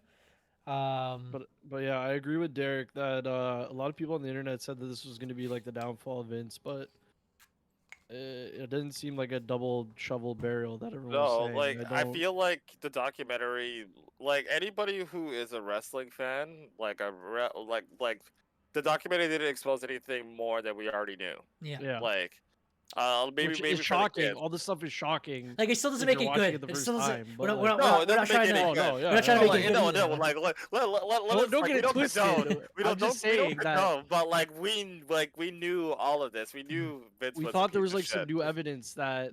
I guess maybe like- the casual viewer would be shocked. Yeah. Yeah, Oh, for maybe. sure. Yeah. Maybe, but like the scandals have been in the news for years, right? Like it's Yeah, not like it's not a new thing. Like the only new thing is this new scandal that's come out, but it's like I would say like the only thing that's really defaming to who Vince McMahon is the fact that he's still doing it at 80 years old. But like, Yeah. but the thing in the documentary too, again, I'm not gonna try to spoil most of it, but it was like, again, a lot of documentaries do it where they just leave it up to question. yeah, And you question the character of Vince McMahon. Yeah. They give you the facts and you question it. It just sucks that the timing that they planned on releasing it, Vince decided to be a scumbag again, and none of that got added to the. Well, it sort of did, but they basically had to like tie up bows on it because they filmed all this prior to what happened with And what happened, the or Janelle when- Grant case, Yeah, right? So yeah. a lot of that, like, I don't know, it seemed like it distracted. Oh no, bro, not neighbors into the blue tent. Sorry, I'm watching NFL. Everyone's dead in this game. But yeah, it wasn't like a two shovel barrel like I expected. I thought they were gonna go way harder on Vince, but it seemed like they just kept questioning Vince, and then they did like the Last Dance thing where they asked people the same questions, and then you just got the reactions from different points of view. Some people agreed with Vince, some people didn't. Some people didn't say anything. John. But yeah, it was basically just it was almost like a biopic to Vince, and you have to add the shitty stuff in. Yeah, Which I 'cause guess that's, people, that's part yeah. of who Vince McMahon was, So, I am like I did like the first episode did get me hyped, so I'm gonna watch the rest of it. The rest was and pretty have hype. I more. liked it. Yeah. That's good. Yeah. Like the But, third and fourth episode, that's where I ended off on the fourth. Like the middle parts focused more on like the 90s, WCW's rising, and then I guess eventual falling, the Attitude Era, what they had to do to get to that point, but also like the ethical of everything. So for example, Vince was like questioning WCW on their ethics, but he just Oh, buddy, that was the best part of but- the whole documentary. but he The Attitude Era was the best. Like, Well, Wow, like, no, Vince no, was like, no, because, he was like- pissed off at WCW because they're for poaching all stealing the his talent. wrestlers, yeah, and then But Well, then I they were mean- like, "Yo, didn't you do that to the territories?" He's like, "No, Very much it's so. different." No- He's like, "It's very different." like the He's Netflix- like, you yeah, don't understand. the Netflix I'm like, bro, interviewers, Vince, you're they- such a fuck.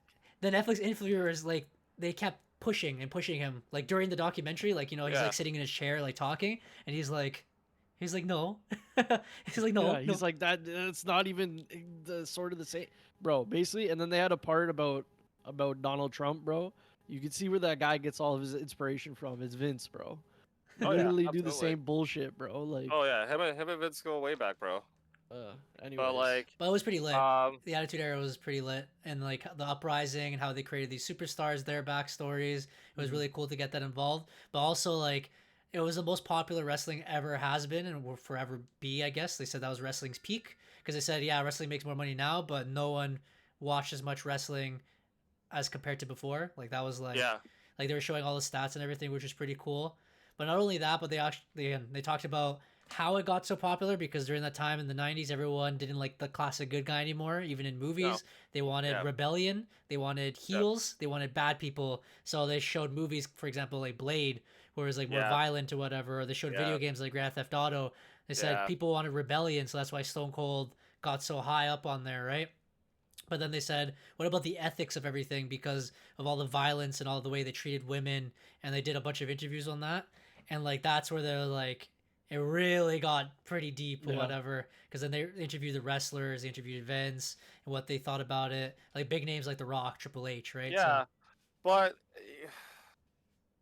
and Vince mentioned this in the first episode too, right? It's just like if you were to look at how things were done back then and compare it to today's standards, like yeah, you wouldn't be able to you wouldn't be able to go and do any of Another that brawn stuff from panties then. match. But like I remember being a child of the Attitude Era. I remember a lot of people are that even like during that time too, there was a lot more racier stuff that was on television Mhm. that was at the time socially acceptable. So from an ethical standpoint, like if you look at it from today's standards, absolutely. Like not ethical, like the broad panties matches, the girls showing off their boobies every week, Sable Yeah. just coming in so she can like grind and not even grind very well. Like all like women were objectified heavily, but they were getting views. You know what I mean? Like Mhm. Triple H said that Bret Hart called the Nation of Domination the N word, right? Could have like that actually happened. Mhm. There was a point in one of the DX segments, which is still one of the worst but funniest things I've ever seen, where DX Oh, was God. basically trying to pin the Nation of Domination and the Hart Foundation against each other. And so they vandalized the Nation of Domination's dressing room and basically made it seem like it was a Hart Foundation, but they spray painted KFC on their wall. Jesus Bro. Christ. And I saw that, I was like, this is so bad, but why am I dying? Like, this is so stupid. I don't think that was the worst of what they showed from the examples. And again, they did show a whole bunch. It's very, very Did they intriguing. Did Especially they show with- the unedited version of Triple H and DX in blackface when they were impersonating The Rock and them? they showed blackface They many did times. too. Yeah, Yeah. twice. Yeah. Yeah. They showed blackface many of times. They show like the whole trains, how they degraded Oh, women. the whole train, They, yes. like Sorry. a lot of a lot of the way they degraded women made them lower, and then like The Rock and Shawn Michaels saying like, yeah, at that point, like it was more, I Calling guess, Stephanie a slut. like getting interviews and getting views or whatever. Sorry, but now that they have children and stuff, like obviously it's completely different, especially at our standards now. But Triple H did say something interesting at the end where he's like, yeah, I guess it was bad of us on talent. I guess it was a different time, right? It was bad at us on talent and unethical for us to be doing that kind of stuff. But like, was it also unethical for the people viewing it? Because you guys were the ones that were asking for it in the first place. Yeah, absolutely. So I'm And we like, were. so if you're gonna We blame, begged for it. so he's like, if you're gonna blame us, blame yourselves too, because you guys wanted it. It wasn't us that wanted it. We're just Because they doing keep it. wanting Not more to and more. mention, not to mention, the whole train were actual hoes. They Thanks for were clearing like that up, bro. they weren't no like thing because the Godfather did actually own an escort business. He actually brought escorts from his business into WWE and had them paid to come out and do their thing. So they were already doing it. They got paid more just for him to show up and just kind of be out kind of there.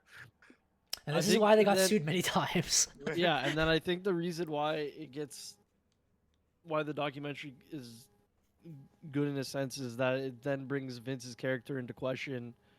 Vince McMahon versus Mr. McMahon. Oh and yeah, how he could be taking advantage of it to blur the lines, Mhm. because a lot of the wrestlers were like, "Oh no, it's just a character. Oh, I just Yeah. was a Exaggerated. character. And a lot I of didn't them, feel like- anything." Even Linda backed him up, but she's been like on him from time. Mhm. but a lot of wrestlers surprisingly said no, yeah, they're like, the we're same like, person. No, it's it's Even whatever. Bruce Pitchard, he was like, no, the Vince character is the real life person. It's like those promos you Yeah. see on TV. He cut it on me many times, and I've challenged him and confronted him many times and said, dude, this is not a character, this is you. And then afterwards, the Netflix people asked, he's like, this is what Bruce Pitchard just said, and he's like, oh yeah, and he just laughed it off. I was Yeah, like, 'cause Jesus Vince Christ, is- yeah. bro. So like I feel like Vince has been using it to take advantage. I don't know, like yeah. I think so, Again. and I definitely think that, like, you know, when like the WWE was his life, you know what I mean? Mhm. Like that was who he was. Like, again, I'll reference back to the first episode where he said that he went on a 2-day cruise to somewhere, yeah. and he came back. He was just like, "I'm gonna Okay, do WrestleMania," Yeah. and Linda man was just like, "That was supposed to be your break. You just went to go think about business," and it was just like. that was literally what it was. Like when Vince McMahon retiring. One of the reasons why it was so shocking is because like this guy was never going to leave the business. That He's was gonna literally die his in life. the He was chair. going to die in that chair, Mhm. right? Like everything that he does and everything that he is was that. So yeah, like it's very easy when you get so caught up in your world of work that you become the character of that, right? There are a lot of times where me as a massage therapist, like I'm in that mindset like 24/7, and it's like I don't even like I'm nothing else besides that until I'm on with you guys and I'm the wrestling guy. But like you know what I mean? Like it's so like yeah, I can definitely blurring the lines. I would 100% agree because I don't think he knows like who he is outside of wrestling. Like he came from a trailer park and literally had nothing, and his first taste of being able to actually have some semblance of life was through wrestling, right? So like why would that not be anything more than what he is, kind of thing, right? So I think that was the 4th episode where he mentioned like, how did you create the Vince character? And he's like, oh, I hated rich people because he grew up poor. So I envisioned everybody that I hated and what he thought were like the enemies, so like all the rich or whatever. And he made a personality based on that. But again, there was a lot of wrestlers who said no, this is actually who he was, and some who didn't, right? Like Shane McMahon said no, Linda said no, but surprisingly, I think maybe it was Triple H and for sure Shawn Michaels. They said yeah, that was him. That was legit him. yeah, I feel like because you can even see the transition of the Vince character, like if you watch the Attitude Era, from when he went from being like an announcer and kind of be like behind the scenes guy to becoming the the diabolical madman, and it was done in such a perfect way where it was like little bits and pieces of like that character kind of shining out until it just became like this over the top like devilish boss, right? Which was the foil to Stone Cold Steve Austin at the time, but like it came in like very like small points to the point where again like that was kind of like who he was. How he was like prior to I don't know, right? I don't know if there's any footage of like Vince beforehand, but like so what's going off in the chat right now? Someone's saying that Bret Hart's MVP of the documentary, the worst. Yo, bro. Bret Hart, the best line again. First episode, this guy like I love, bro. We're talking about like Vince McMahon. This guy says I was a true artist. Like, bro, why are you putting yourself over in this documentary, bro? Bro, he's just so. I feel so bad, but he's just so miserable, bro. Like, I don't know. and like, it's hilarious. He has a reason too, but like, bro's always mad, just Seba. give it up, bro. And it gets better. Trust me, it gets better. It gets better with all the episodes moving forward. Yeah. But even ending that episode or whatever, they started talking about Owen Hart and the death and all that stuff, and that really got personal as well. Yeah. And then I know the next episodes with Chris Benoit and probably the Ruthless Aggression era and stuff. Yep. So then that gets into a whole like I feel like it's gonna get really good, but like the whole Owen Hart thing was pretty tough as well to see. The Owen Hart thing was such a weird thing too. Because did you guys watch that episode yet? Or yeah, I seen it. Yeah. So like, cause I think for what I saw online, like Vince's rationale for why he continued was because he said that the live crowd didn't see it, and so he kind of felt like he said it if he kind of continued the show, that it would kind of like sort of like kind of like take away from that, and then they can kind of deal with it when they can deal with it, kind of thing, which is such a shitty thing to do. Well, because the live crowd definitely saw it. They also mentioned on the documentary, that there was blood on the mat, and they kept showing the wrestlers fighting the fights. They asked him, "Would you continue the show if it was you or your son?" And he's like, "Yeah, he would. Yeah, he said he would. Yeah, he said he would. Yeah. He would." And I 100% believe that. If he died in the ring, he would have expected people to continue the show. I know that for a fact. Yeah, so like that's like because Bret Hart mentioned I mean, I guess at the very least, that there's no like he treats everyone equally shitty, including himself. Yeah, I guess. But like Vince, think of somebody else for once in your life. But again, he's 2 years. Yeah, the Owen Hart thing was so jarring because again, like the wrestlers had to like fight through that. That was just kind of like what it was. And they showed the promo right after, bro. Yeah, fucking crying. It wasn't Oh yeah, the wrestlers were all crying too, and they still had to keep going. Somebody else, bro. I forget who it was. No, I'm pretty sure. I thought it was Jared. Yeah, like Taker was even crying, bro. Like this guy had to like I think he had to put his like robe over his head just to kind of like hide himself for a bit before he could even like go on and do his thing. When they're out there, they're walking by the ring and they kept seeing his blood on the mat. And they're like, shit. Yeah, bro. Yeah, it was shocking. Everyone said that was out of bad taste, and even Bret Hart kept mentioning it about like if it was Shane McMahon, he probably would have stopped it or whatever. And then they asked him. He was like, "Oh, Brett was saying that if it was Shane McMahon, he's like, it could have been me. I would have died there, and I would have kept the show going. Shane McMahon has jumped off of like heights on numerous occasions and has hurt himself, and he still continued to show. So I absolutely don't think he would have stopped it for Shane either.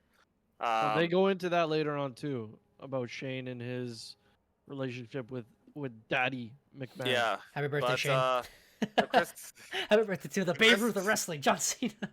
the Chris Benoit thing was also interesting because there were definitely I know I read some parts too from the Chris Benoit part where they talked about obviously the whole program that they were running with and how they had to stop it because of like what had happened. And they had said that like at the time they didn't know the nature of like what had happened with Chris, which was 100% the truth. Because like I remember watching that in real time, and like the Monday they did the tribute show because all we knew was that Chris Benoit was found dead. And then I think the Tuesday morning is when it came out that like what the investigation was, and as soon as it came out, Vince McMahon went on the TV on air and said like new allegations have come out. We found out what this was. We're not effing with this guy anymore. We're just gonna go on business as usual. Like we can't celebrate that kind of thing, right? So, but also like again, kind of like also takes away from again, and this is where things get like very like weird, and if you like talking about stuff like that, but like looking at Benoit's mental state at that point. And Vince and I think Stone Cold too kind of dismissed it and said that like they didn't really believe in the mental health state and the CTE aspect of things, and like Chris Benoit was just nuts. Which when again studying this in school, when they did the autopsy of Chris Benoit's brain, like it was completely messed up. Yeah. Right, and I was surprised that Stone Cold said that, but I know. I don't know if he actually seen the research that they were presenting, because I don't think he was in the business at that time. But it was shocking to me that, like, again, because they brought on some wrestler that got a concussion. Dirk Nowitzki, probably. Oh, not Dirk, Chris Nowitzki, because I Michael remember Nowitzki. after he left WWE, he became a concussion specialist, and he actually did talk about the Chris Benoit stuff quite a bit. Yeah, so he was. They had him in the thing talking about it, but I don't know if Stone Cold seen or heard like that, but. He probably has, but I feel like again, like everyone is entitled to their own opinion. I guess, like if he doesn't believe in it, he doesn't believe in it. I think modern medicine has come a long way. We definitely have seen that mental health is very much a real thing, and mental brain damage is very much a real thing, and can have a huge impact on the things that you do. And again, that is not really trying to make excuses for what Chris Benoit did, because at the end of the day, like he killed someone who didn't deserve to die. He took lives away from people that like shouldn't have been involved. And that's something that has to be carried on regardless of whether or not his mental state was at 100% or if it was at 0. But I feel like one of my biggest issues with that whole situation, even from being, because when did that happen? It happened in like what, 2007, I think. Yes, it was 2007. Yeah, I think it was 2006. So I was 15 at the time. Like, I could understand that there is a level of responsibility and accountability you have to take as a company. And obviously the PR was ridiculous, but like this guy was employed by you, was running at 300 days a year because of you guys, was like fighting at a rate that was definitely unsafe and should not have been done. And at the time, again, it wasn't really looked at as that because brain injuries weren't really a huge thing back then. But like there were so many things that the company could have done to really reel these guys back in that they didn't do, right? So there's definitely a level of negligence that's there that they have to take accountability for. Yeah. Right. But so the guy in charge is never going to, and the only reason that they switched it was for the ratings the sponsors. Yeah, and that was it, right? Like they were losing money off of the sponsorship, so they had to like change it up so that they could at least like salvage that, and it led to WWE like having better protocol with their concussion stuff and things like that, which is great. But that also leads into how I feel like Vince also took advantage of that to bury a lot of stars. Like we look at Daniel Bryan, for example, which again you guys weren't really watching at that point in time, but like Daniel Bryan was on one of the hottest streaks like in WWE at that point. Yeah, start watching. And and like I feel like they used the doctors as a crutch to kind of get him out of there because Vince didn't want him in that spot in the first place. And if you look back at CM Punk's lawsuit in regards to how negligent the doctors were when he left WWE in the first place, like CM Punk wasn't lying, right? Like he was not well. He was wrestling injured. He tried to take time off, and Vince basically gave him like a couple weeks off and said like, I need you back. He was wrestling with a staph infection, and WWE denied that even like took place. They edited footage from CM Punk's match that actually showed the staph infection on CM Punk's back, and they edited the footage and gave it to the feds and basically said like, "Where's the staph infection? We don't see it." Like they did that, and it's like this isn't even me like saying like, "Oh, like this is what I believe." Like I remember watching the Royal Rumble match that CM Punk was in, and I saw it. I was watching it in theaters, and I saw his back, and I was like, "Bro, why is there a huge growth on this guy's back?" Yeah. And when I rewatched it on the WWE Network, they legitimately edited it out, and like you can't see it, but it was there. It was very much there, right? And it's like this was very much who he was. Like any with the way that he could, he could kind of like flip the narrative and change the script so that it would benefit him is what he was willing to do to make sure that he was able to get out of it unscathed and kind of get away with it, right? So many people who have worked with him who have left the business for the same reasons, who are too burned out, who couldn't deal with it anymore, had to deal with his way. And it's like it makes sense why all these guys walked away from that kind of thing. It makes sense why Sasha Banks walked away. It makes sense why CM Punk walked away. It made sense why Kurt Angle walked away when he walked away, when Stone Cold, like all these guys had dealt with it for so long, and it just got to a point where it's just kind of like, yo, like how much more can you take kind of thing, right?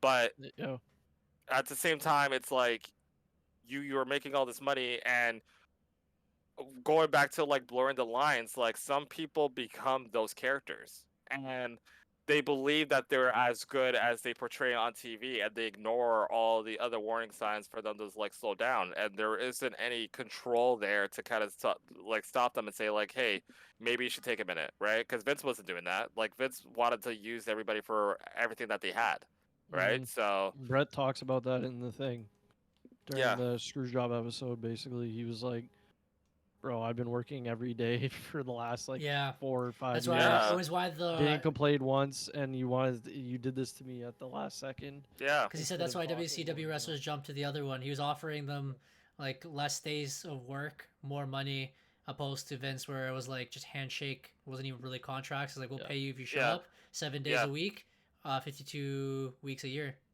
Yep. So. No holidays, no Christmas, none of that. And Vince basically controls your life in his hand. Yeah. Every one of them. He could push you, he could drop you. Where are you gonna go? TNA was trash. I mean, they had some TNA wasn't even a thing, but like I think it was NWA at the time. TNA wasn't even a thing at that point, right? So like WCW was really if you look at Chris Benoit, like his whole career, like he went from WCW, like maybe EC Dub a bit, and then he was stuck in WWE. So it's like, yeah, of course his head's gonna be fucked. And then they were like, oh, it's from the headbutt move, and I'm like, no, it's a work. Like all the wrestlers were like, it's a work. I'm like, yeah, I know, but did you see the fucking him getting hit in the head with a chair like last week or something? Yeah, bro. Not to mention, like he actually made like that wasn't a work. He was making contact with his head. There were a number of times where he would do headbutts and he would bust himself open because he was actually hitting people with his head. It's hard to stop because like a splash. Like you jump and you arch your back or whatever. Sorry, you arch, I guess, your stomach, and then you just land on your hands and your legs. Yeah. But like a headbutt, he's going like this, and like the point of contact would be the head on the mat. He's not like flying and then stopping himself like that. You know what I mean? Like sometimes he would, but for the most part, it was going like full contact. Even if he missed. So the wrestlers in the dock were like, no, it's a work. Like he was fine. He was doing it safe. I'm like, clearly was not. No, bro. He clearly was I'm not a professional like you guys, but I'm like, I know he got hit in the head with something, and this move is not safe either. So. Yeah. Yeah, and I feel like all those wrestlers who are saying that are all just guys who are trying to protect themselves, protect the business, and protect themselves, because they were all there. They all saw it, kind of thing. They were all a part of that, just as much as like Vince was, right? So, and a lot of the people in the dock are the ones that made it through the Vince hellhole. You know what I mean? Yeah, there's they only a made couple it through, that. They made their money off of him, so they're going to protect him. Like Stone Cold Steve Austin, like he on character is the rebel, but Stone Cold's probably the most loyal to Vince. Oh yeah, he's protected him he's hard, bro. He's not. He's going to protect them heavily, bro. Like that's just what it is, right? He was one of the ones that said that the Vince character and real life was completely different. It was just way over exaggerated. Yeah. Yeah. And they were talking to at the end, like a lot of them were like, "Oh no, Vince is like my dad. He's my father figure." Yeah. Because I don't know, he's able to foster that, I guess, out of them all, right? And Well, have a dependence. Everyone's dream is in his hand. It's So you just Stockholm syndrome, right? Yeah. That's essentially what it is. The Stockholm syndrome. Like Yeah. you're with that, you get brought into that, and like that's all you know. So like you're gonna hold on to that. It takes a very strong person to be able to walk away from everything that you have and say, you know what, like I can't do it anymore, right? And like again, like Vince doesn't like Took quitters. advantage. Yeah. You know, Vince and he doesn't took like. advantage. He knows. You know, one other thing that I saw that was really interesting too, which I don't know if it's going to be in one of the later episodes, was they talked about the Undertaker match with Brock Lesnar. I don't know if you guys got to that point yet. Yeah, I did. I haven't yet, no. But I know what he's talking about. Yeah, I heard other things. Anyways, you can go on. I've heard things about that match before the documentary, so I was a bit confused, but again, watch that match live. Was very much like in the same spot as everybody else. Like very much like I watched that match with Aaron, and 15 minutes in, like we were watching that match, and Aaron looked at me, and I was just like, bro, like Taker is not there. Like he's gone. Like this guy looks sluggish as hell. And I think they interviewed both Taker and Vince in regards to that whole situation. Taker has maintained on numerous occasions that like 15 minutes of the match, he was concussed. I can pinpoint specifically when he got concussed too, because like I saw it, I was just like, oh, that didn't look really good. Yeah. But Taker says that he was concussed. He doesn't remember anything from the match, and that like Brock basically had to carry the entire situation. And I think Brock even admitted that on Stone Cold's podcast later on too. But Vince said that like he didn't believe that he was concussed, and like he doesn't know at what point he was concussed, and he doesn't believe that Taker was concussed. He was more so just in shock because of the fact that he was losing a streak, and like he was just so like hurt about that. But it's just like I don't think shock would lead him to go to the hospital that night after the match. Yeah. 100%. And like, bro, how are you gonna question like the most loyal guy that you have, best guy that you've had ever? That's how you could tell Vince. Again, from going to the start of the documentary, is in it for himself. Mm-hmm. He's always been trying to one up and do, and he said it in the thing. He's like, if you're not gonna put somebody down or whatever, like when they were talking about Shane, because he wanted to do his own business. He's like, if you're not gonna, there's a specific segment, but he was like, if you're not gonna kill me, like I'm not giving you the company, so you better be ready to do that. Mm-hmm. So you can already tell Vince's mindset for everything. So it's do or die. And I feel like he's lied a lot of the times on the podcast or whatever, or on his interview. Sorry. And sometimes we could pinpoint it. I'm pretty sure in the comments we pinpointed it a couple of times, right? Like the whole punch. Like Bret Hart says he uppercut him, and the bruise was like right here. But then Vince is like, "Oh, I got punched in the temple." So you know what I mean? Like a lot of the times he tries to change what happens, or like the whole situation where he was poaching wrestlers and they kept challenging him on it. There's a lot of times where you can see he's lying, but he's like, it's weird dude. Cool guy though. No, absolutely not. We Like talked about both redacteds here. They're gonna stay redacted, all right? He's done a lot for wrestling, and watching through it, I'm like, I'm very grateful for everything he's done, because, well, not everything, but like very grateful for the professional side, I guess, for wrestling in general. He made a lot of memories for me, and he had to sacrifice a lot of things in his life to do so, and he was a genius in a lot of stuff, but he was also a very horrible human being. If anything, this is a great send-off that we respect and are grateful for what he did, but he's also a top scumbag, and now we're moving on into a better era. Mm-hmm. Yeah, you know what I'm saying? And I think it's an era that is definitely going to put a lot more power into the guys who are working their asses off to bring people into those seats. Like having these guys like work 300 days a year was always just crazy to me. Like it just never like made sense. Like I understand, like I'm an avid watcher, I'm gonna tune in every single week, but like to drive and to push your wrestlers to work so many dates and to like basically blackmail them if they couldn't work a date. Like, do you guys remember the story that Jonathan Coachman had talked about in regards to the tribute to the troops? No. So Coach talks about how he was supposed to go to tribute to the troops one year, but then they basically said that he didn't have to go. And his wife, I think, had like he and his wife had plans. I don't know if his wife was pregnant, but there was something he had like a family matter to do, and to like basically to go home for. So he ended up not going. But then he basically got blackballed by Vince and them for not going to tribute to troops. It basically made it seem like he was like committing treason against like the country for not going to tribute to the troops. But it was like it was an optional thing. I Yeah. didn't have to go. I had things to do that day, and yet I still got like treated like a piece of garbage for not going, even though I was told I didn't have to go, kind of thing, right? So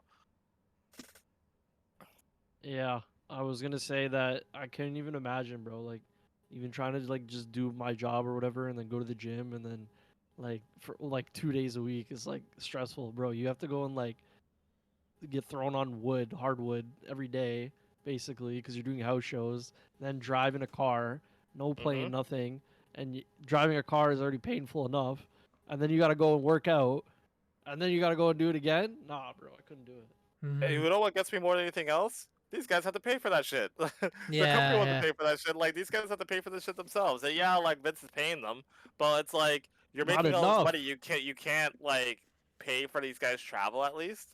Like Something like get them like 3 buses or something, you know, make it Mhm. easier. and I then understand some guys would deny it, but at least give them the option.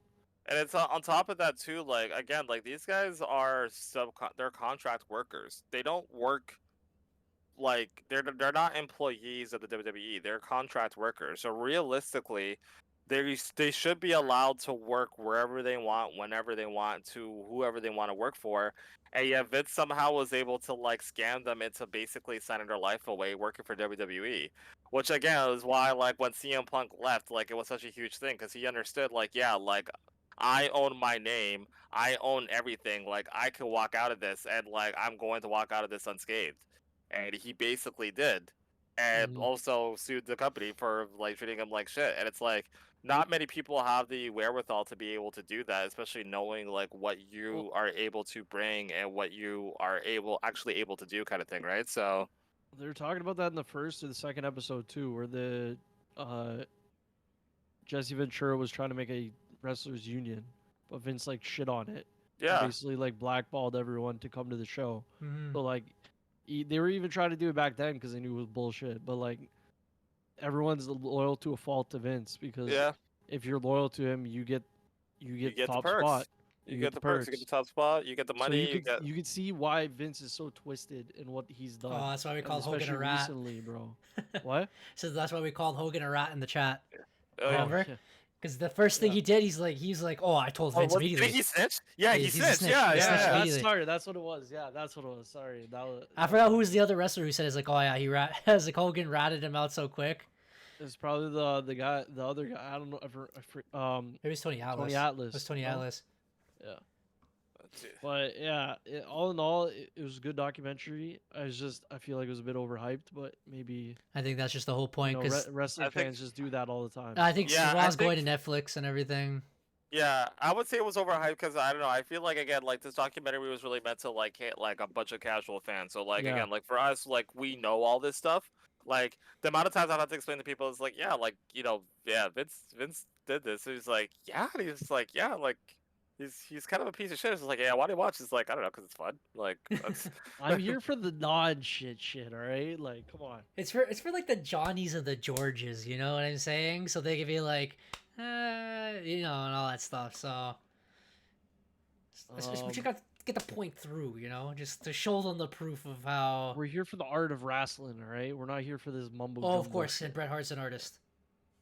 he's the one true It was artist. so funny. He's like, it was so funny. He's like, oh, I love wrestling. I love this business. And he's like, I'm the true artist.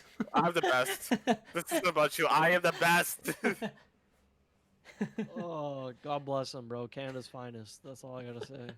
Fantastic. Good Canadian boy. But yeah. They spoke on the Janelle Grant stuff at the end, and also they were like dropping it in every other episode to make sure that you knew that it was filmed before that. They did bring some people back afterwards, right at the end to because it was filmed right prior to COVID and just after, I think, and then they stopped shooting and they brought it back up again. So there was time for them to bring that in later. But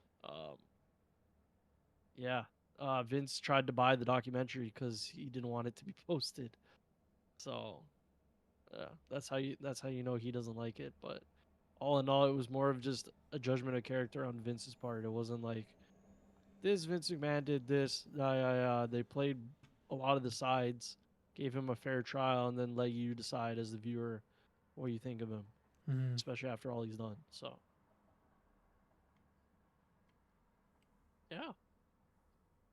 So, anyways, leading on that too, one of the things that I think I had also heard in the sheets was that they were significantly reducing the amount of live events next year.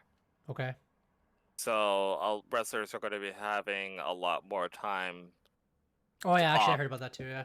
Yeah, which I think is huge. You Like should do that. one of the biggest things. I'm so happy that they are finally taking that into account too. Because again, like you see a lot of wrestlers or a lot of guys who WWE kind of like sort of gloss over the idea that they work so much, and they low key hate it, but they also kind of just like say like, yeah, this is kind of what we do, and like this is what we do kind of thing. But like, you know, as Roman Reigns once said, like a lot of people want to have the Roman Reigns money in the Roman Reigns schedule, but they can't have it. You know, like it's not for them kind of thing, right? But it's like a lot of people are jealous that Roman Reigns only has to work like a specific amount of dates per year, but like Roman Reigns has earned that, and everybody has earned that realistically. Like they've earned the right to be able to have time with their families, to be able to go to their son or daughter's like recital or baseball game and be able to actually see their wives as opposed to being on the road all the time, right? Like, Yep. and also gives them an opportunity to recoup and rest and rest up on injuries that would be nagging, so they won't be like Seth Rollins, like having to rehab like 6 months out of the year because he's so banged up because he just wants to come back to wrestle. But yeah, that's my grain of salt. Thank you. That's the grain of salt. Wow. And then what else did they say about Vince? I think that Janelle Grant came out with her attorneys or whatever were talking about the documentary. Vince also hired a new PR and stuff and shit like that. So that's ongoing still. The case is going to a federal court, I think, so they're waiting on that. Is that So why we'll Vince see was what trying to comes out of that. bury the federal government the whole time? It's like, they've been trying to get me. Yeah. Because they finally have a reason. Well, they found enough proof this time. But yeah, that is our podcast. Again, we had a lot to discuss this time. It's already been 2 hours and 10 minutes. Again, exciting times. A lot of shocking turn of events in wrestling this week. Surprise returns or potential returns. Title changes, title defenses. We had next week's a pay-per-view. Yeah, pretty much they let us set up to the pay-per-view. We've had a lot of potential By the future way, events I'm actually too. excited for, unlike the last one that they did. And we're all here. I'm actually not going to go anywhere that weekend, so I'm here. Oh yeah, that's what they say, bro. And then something. Oh, I know. I'm here. I'm not going to be here. Brother. This guy, bro. I'm so We annoyed. just talked So about I it. realized, I know we talked about it last week, and I was like, yo, I'm so amped. And then I'm I bringing the input on this. realized I've had enough. that my team, apparently I'm the party planner at work, and we planned a team dinner on that night where we're going to get drunk on the company's dime. Hopefully, we're still hoping that the owner is going to pay for it all. God damn it, travel. But it's like the one time where I actually managed to get my entire team out to do this whole thing. So, yeah, we're going to Joey's.